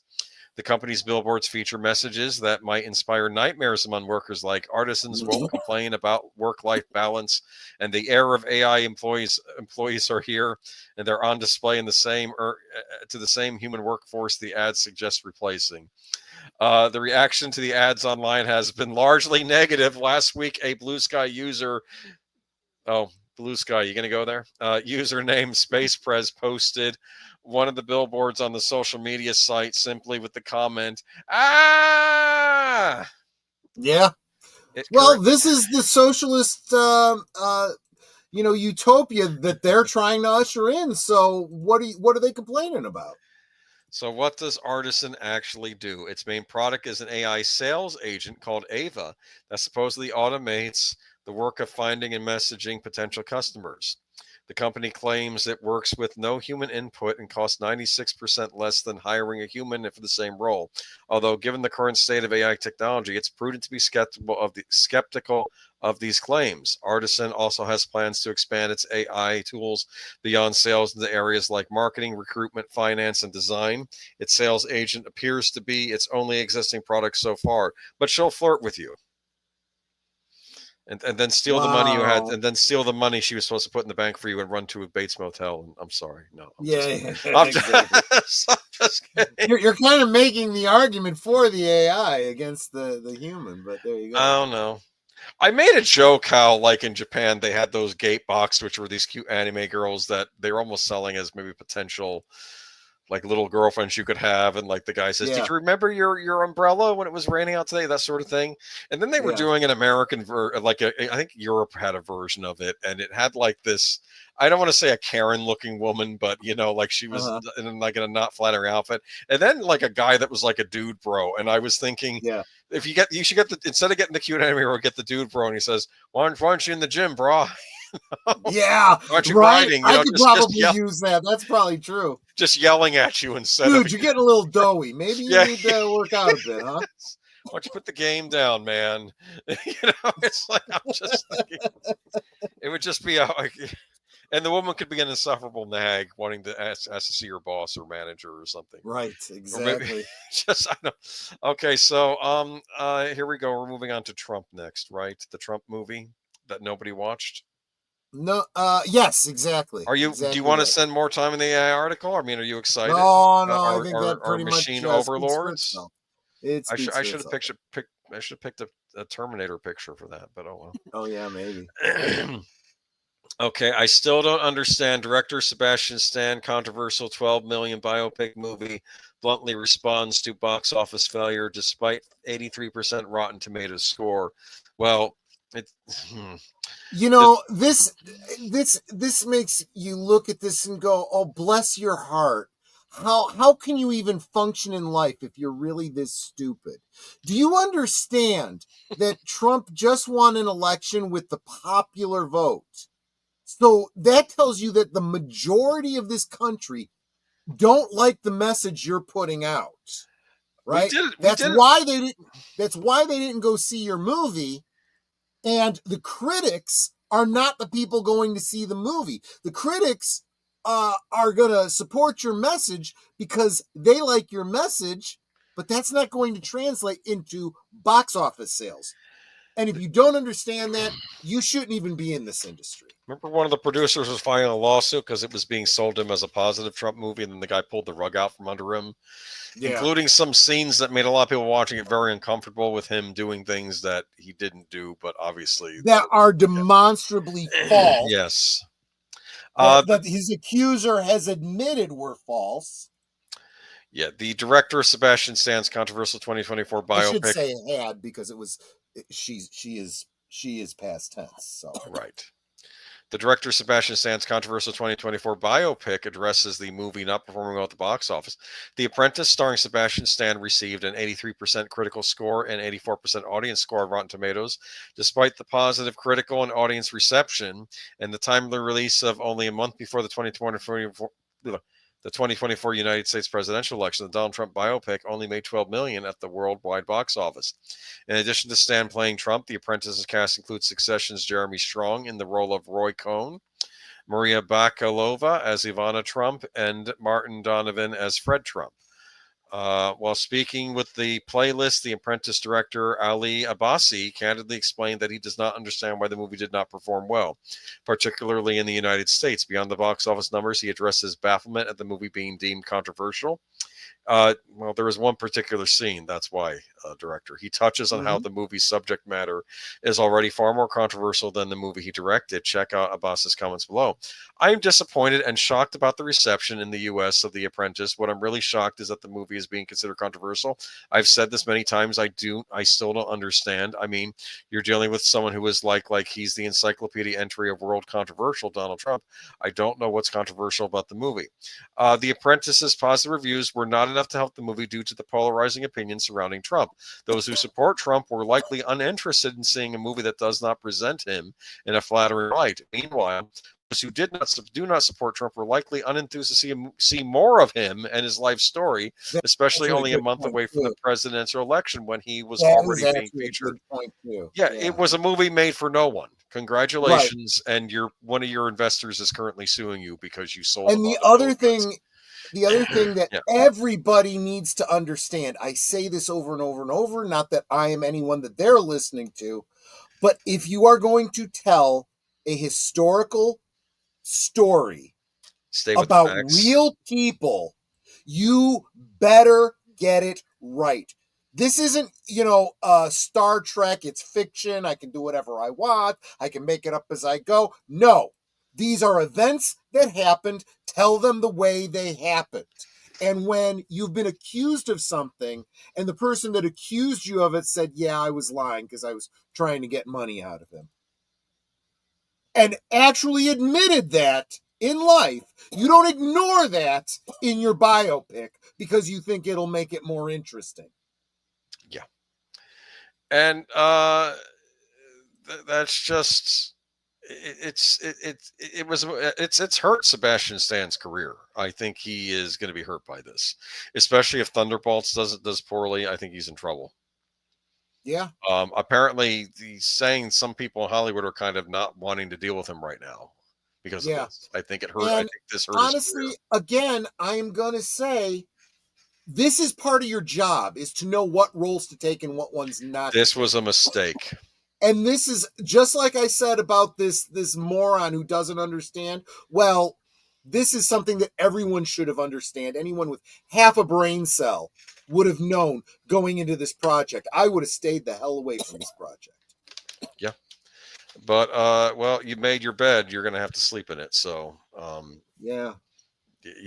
I'm sorry, whether you're an actor or director, you screw up, that could be your last project, period. Yeah. For some reason, that doesn't seem to. I see people keep failing over and over again when they should not be given the job over and over again. But we'll touch on this briefly. Here's the Olivia Wilde story. Yeah. Just because there's I don't think there's much to this. It's just her complaining about. Okay. Reacher actor Matthew Marsden. Women are so oppressed in Hollywood. Yeah, shut up. She is very wealthy. She inherited a ton. She's extremely wealthy, extremely popular, and basically she's going to end up pissing it all away by pulling this kind of shit. People are going to look and go, "Oh, boo-hoo! You are so oppressed. You can buy and sell my house 150 times over, and I'm supposed to feel sorry for you, bitch? Get out of my face." Anyway. Reacher actor Matthew Marsden rebuked Tron Legacy actress and Booksmart director Olivia Wilde after she whined about women being oppressed in Hollywood. As reported in Variety during an appearance at the Red Sea International Film Festival in Saudi Arabia, Wilde whined about women being oppressed in Hollywood. She said, "I think for many young women, when we love movies as little girls, we're told, oh, you should be an actress. In contrast with boys," she said, "I think when little boys say they love movies, people say you should be a director." Marsden reacted to Variety's coverage of Wilde's comments by simply stating, "Not true at all." So I haven't heard anything more about any retorts from this, but I don't know if that's the case now. I know for a while, I don't know if women even wanted going in. Many women, I don't even know if there were many women that wanted to go into directing. I think that's changed in recent years, and that's fine. But again, I'm taking because they can statements easily become directors if they're big blabbermouth activists. Oh, wait a minute. Maybe that's what she's doing. She's jockeying for a directing role. I'm just saying she has money. She could finance her own movies if she wanted to. But you know what would help anyone? I don't care who you are, making movies. Make movies. A little bit of humility. Make movies the audience wants to see. Just make good movies. I'm tired of this. I'm tired of the junk that keeps being made.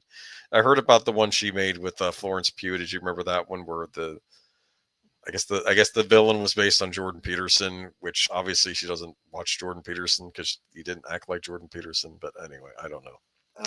Well, I didn't hear about it, so it must not have been. It didn't do well. It kind of came and went. I think Chris Pine was in it playing it. That's the one where she got into trouble with her ex-boyfriend or ex-husband, or I don't know. It was something going on set. Zachary Quinto. This one is a much better article.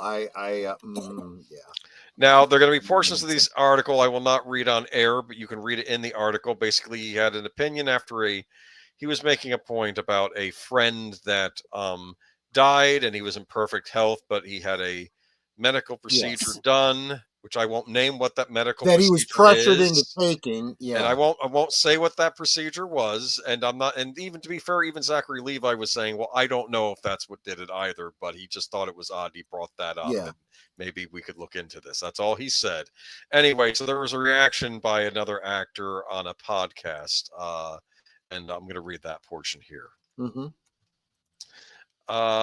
Justine Bateman, known for not Justine Bateman, that's not who made the comment. Anyway, Justine Bateman, known for a role as Mallory on Family Ties and Sarah Stretton in Men Behaving Badly, defended Zachary Levi after Laura Benanti attempted to cancel him. Now, this is Bernanke, who starred alongside Levi in the Broadway revival of She Loves Me, attempted to cancel him during an interview on That's a Gay Ass podcast hosted by Eric Williams.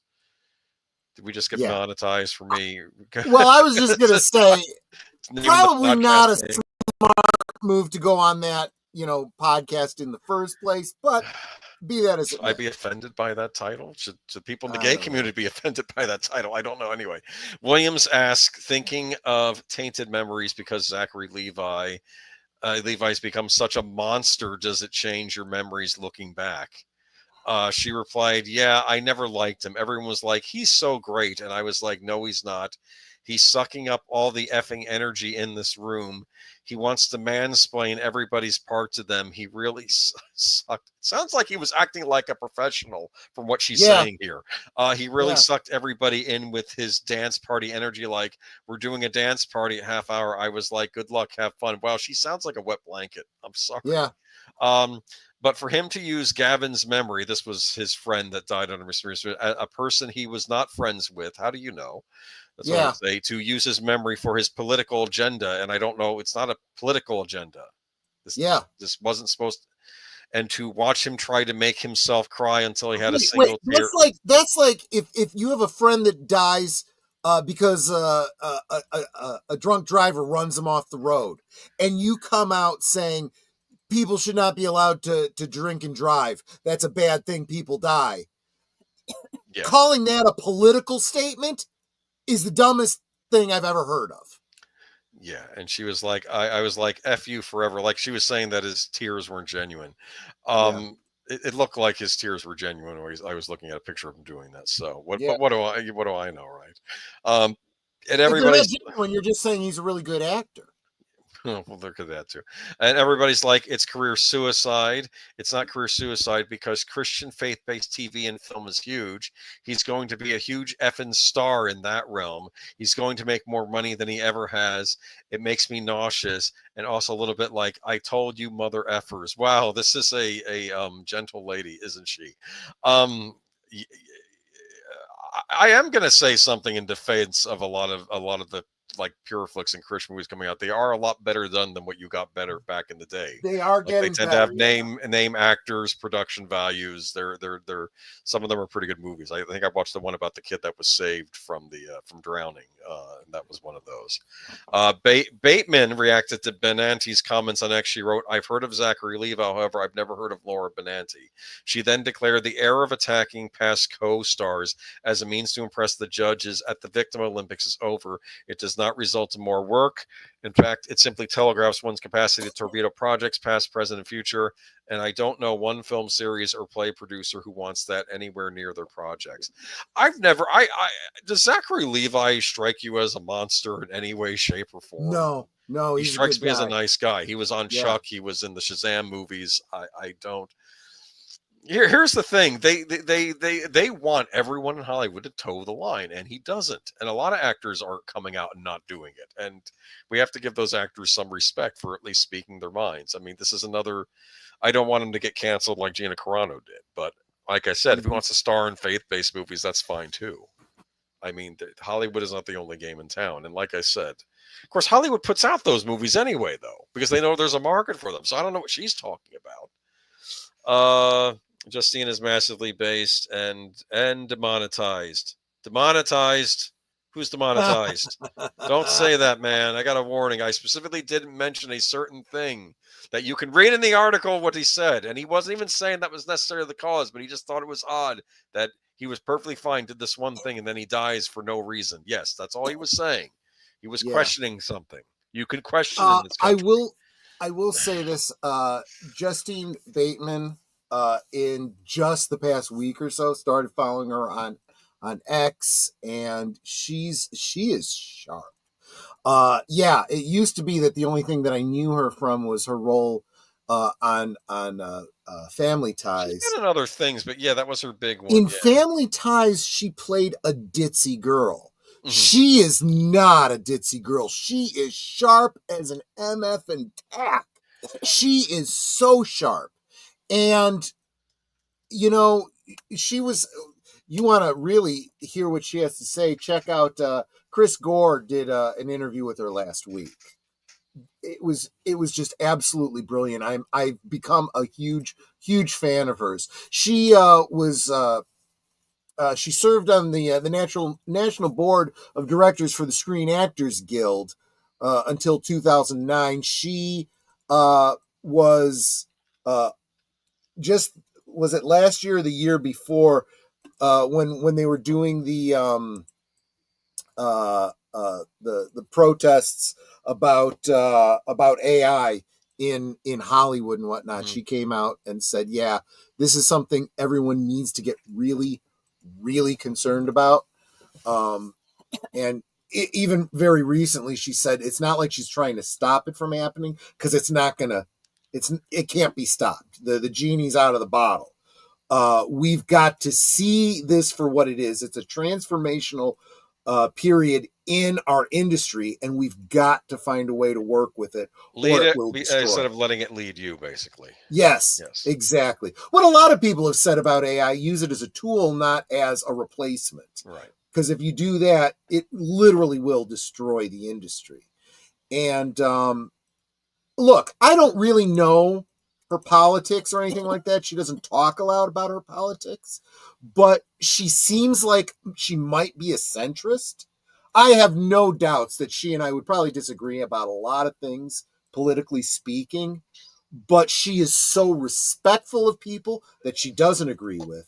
And she's very much against people trying to shut down free speech and letting people speak their mind. She's just good people, is what I'm going to say, and she's on the right side of this. Yeah. Well, maybe her and Zachary Levi can star in a movie together. That would be great. I'm not sure that she's acting though anymore. Yeah, she's probably past that at this point. Maybe she could direct something with him. There you go, female director. See Olivia Wilde. Well, she's been well, and that's the irony because she has been a director. There you go. So she could direct something maybe with him in it. You know, this would not be a big step for her. It would just be, oh, okay, you're doing a movie? Yeah, I'll direct it. Sure, no problem, you know? And we're at the end. That's it, huh? I'm sad. We'll have more stuff next week. We'll have more stuff next week. I do want to talk about a cool game announcement from the Game Awards, unlike the one we talked about tonight, which I thought will be interesting. And who knows? Maybe we'll learn more about this Star Trek movie that I'm sure is going to amaze everybody. We're going to just no. Why can't I get Star Trek back? Because I don't know what this is, man. This is it's just cringe, is what it is. Yeah. All right. So we're not getting Battlestar Galactica back, but that's probably a good thing that got canceled. But yeah. All right, moving on. What's going on this week? Tomorrow night, you're going to do another Christmas double feature, correct? Yes, I am. I haven't had a chance. I was so busy today. I haven't had a chance to figure it out. I wanted to have the stream up by now. I gotcha. My weekend was not my own, so that happens. That happens to me too. Yeah. All right. But Tuesday, and I hadn't heard from Deleted. If I don't think we're doing Sparkwood 21 this week. Okay. We'll let you know when for sure that's coming back. But on Tuesday at 9:30 Central, 10:30 Eastern. Next episode of Blake 7. The first episode of the second, as the Brits call it, the second season for you Americans. The episode is Redemption, and it picks up the minor cliffhanger where Aurak had predicted the destruction of the Liberator. Oh, interesting. Uh, So yeah, that's so the official synopsis is redemption. Oh no, excuse me. Battle stations. The Liberator comes under fierce attack from an unknown force, and the Freedom Fighters lose all control of the ship unless Blake can defeat the hostile power. Orak's terrifying prophecy of the Liberator's destruction looks set to come true. yes. So that's a season finale of the first season, right? That was the prediction. Oh, came now at it's the a end. season premiere. Now we're gonna see what happened with that cliffhanger. So yeah. Yes. Oh, and Deleted Scenes also has the Mystery Movie Night podcast as well. That's earlier on Tuesday. There you go. You know what the mystery movie is going to be? Or any speculation on what it might be? Yeah. Live from Sparkwood will return. It'll be. We'll let you know when. We'll let you know when. What was I going to say? I don't know. Oh yeah, I it's going to be. I'm actually leaning towards something like Gremlins and something that's clearly Christmas but Krampus? not. Oh, I could do that. I think I will. Maybe I will. I'll do Gremlins and Krampus. That's a good one. I like that. Be fun. It's a great idea. That's what I'll do. All right, and then nothing Wednesday this week, but Thursday. Over on Netter's Network, she's going to be interviewing the Klingon cleric. That's myself. Oh, yeah.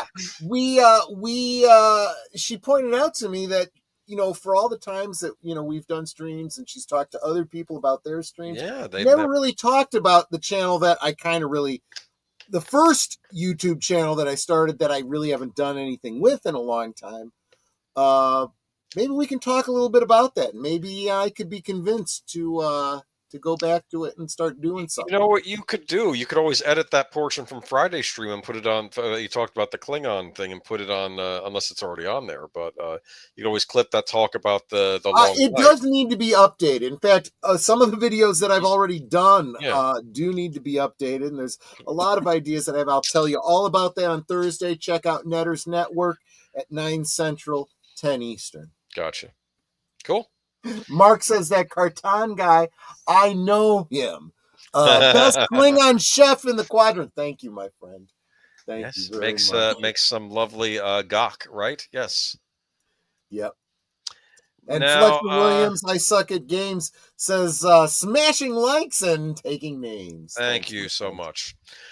Then Friday, I will be on Big Al's channel. We're going to do another two episodes of Robin of Sherwood. We're going to do a live commentary on those. I think that's streaming for free on YouTube. I could be incorrect. It was at one time, but that's a classic series. Not Christmas themed, unfortunately, but they'll be good nonetheless. They're medieval. One thing that Big Al did say was that he's hoping that you could do some more in the very near future because he says they're starting to get into some of the best episodes. We are. After the next two we do, there's going to be a two-parter called The Sword. I think it's The Swords of Wayland, which is a very interesting two-parter that we're basically Robin is Merry Men versus the Hounds of Lucifer. Which are this satanic group, and they're not operating in Sherwood. They're in another part of England, but this guy comes and he says, look, we need your help because there's some bad stuff going on here. And then, our job is here in Sherwood. One of the people says, we were supposed to fight the poor and the oppressed anywhere, not just in Sherwood. We'll go and we'll take this trip and go find out what's going on here. So they get out of Sherwood and they confront, they're up to some very bad stuff, this group. Okay. So no sheriff in that episode. They're going up against other villains, so yeah. But, and then, on, later that night, we'll be doing a stream, a last call. I don't know if we have a plan yet, or if we're just going to take it easy. Well, right before Christmas. We didn't have a chance to talk before this stream. I was telling Big Al what my thought was, and I was going to have to run it past you. I'm just going to do it right now with all of our friends. Yes. What if we were to do kind of like we did with the memories of the 80s, but we just go with Christmas memories, our own personal Christmas Sure. memories. We could do favorite gifts or something. Favorite gifts, favorite traditions, whatever things that we remember that we're nostalgic for. All right. And if at all possible, things that you guys, the younger folk among you might not see. What like was one of the Christmas things I would like back in the day? We could do well, that. yeah.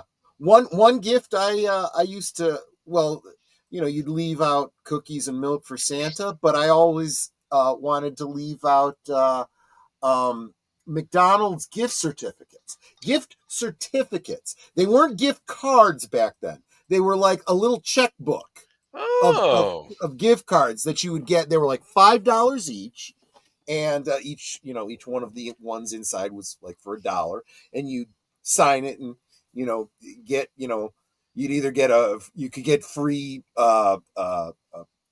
French fries or a drink or whatever. Really, you could get a whole meal back then for $5, for under $5. But it was all because of, and McDonald's was really good at marketing to kids, telling them, what Santa Claus really, really likes is McDonald's gift certificates. And I said, oh, we got to get McDonald's gift certificates for Santa. And Mom would be like, oh, okay, we'll go get some McDonald's gift certificates. Oh, and as long as we're going, can we get, dinner at McDonald's tonight? Yes, we can get. Of course. And what I thought was really cool is someone must have gifted my mom some gift certificates too, because right after Christmas every year there was a thing of gift certificates for me to spend. I thought that worked out really good. Someone got the idea from when her mom was getting them. Yeah, that's cool. That's cool. Yeah, we'll do that. We'll do sharing of those memories. That might be fun. And then I'm trying to think.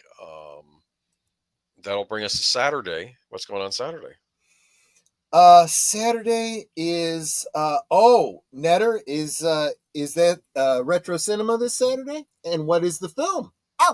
Elf with that Saturday Night Live guy. What's his name? Ferrell. Yeah, Will Ferrell. James. A lot of people like that movie. James Caan is in that movie. Yes, he is. Yes, he is. He plays his father, I believe. Yeah, or the guy he's staying with, I think, when he leaves. No, the guy, his adoptive father was the elf. Right.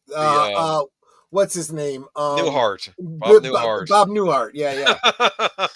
And then there's a Santa's played by Ed Asner. I remember that. Yeah, that's. Good movie. That's right. It was Ed Asner. That's right. Good casting. I guess that's why. Because I was never a big Will Ferrell fan, but I'm a fan of all the other people. I have to warn you, though, Zooey Deschanel's in that, and they have a singing duo of "Baby It's Cold Outside," and I heard that song is all sorts of problematic. I love it. I really, really do.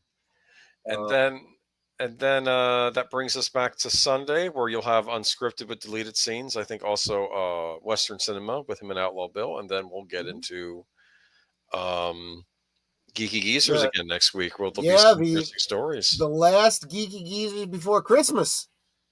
Cool. Wonder what kind of news we're gonna have this week. No way to know. We'll have to wait and find out. All right, sounds good. All right, y'all. Thank you so much for joining us tonight. We appreciate you, and we'll catch you next time. Bye. Take care. Support Smash J.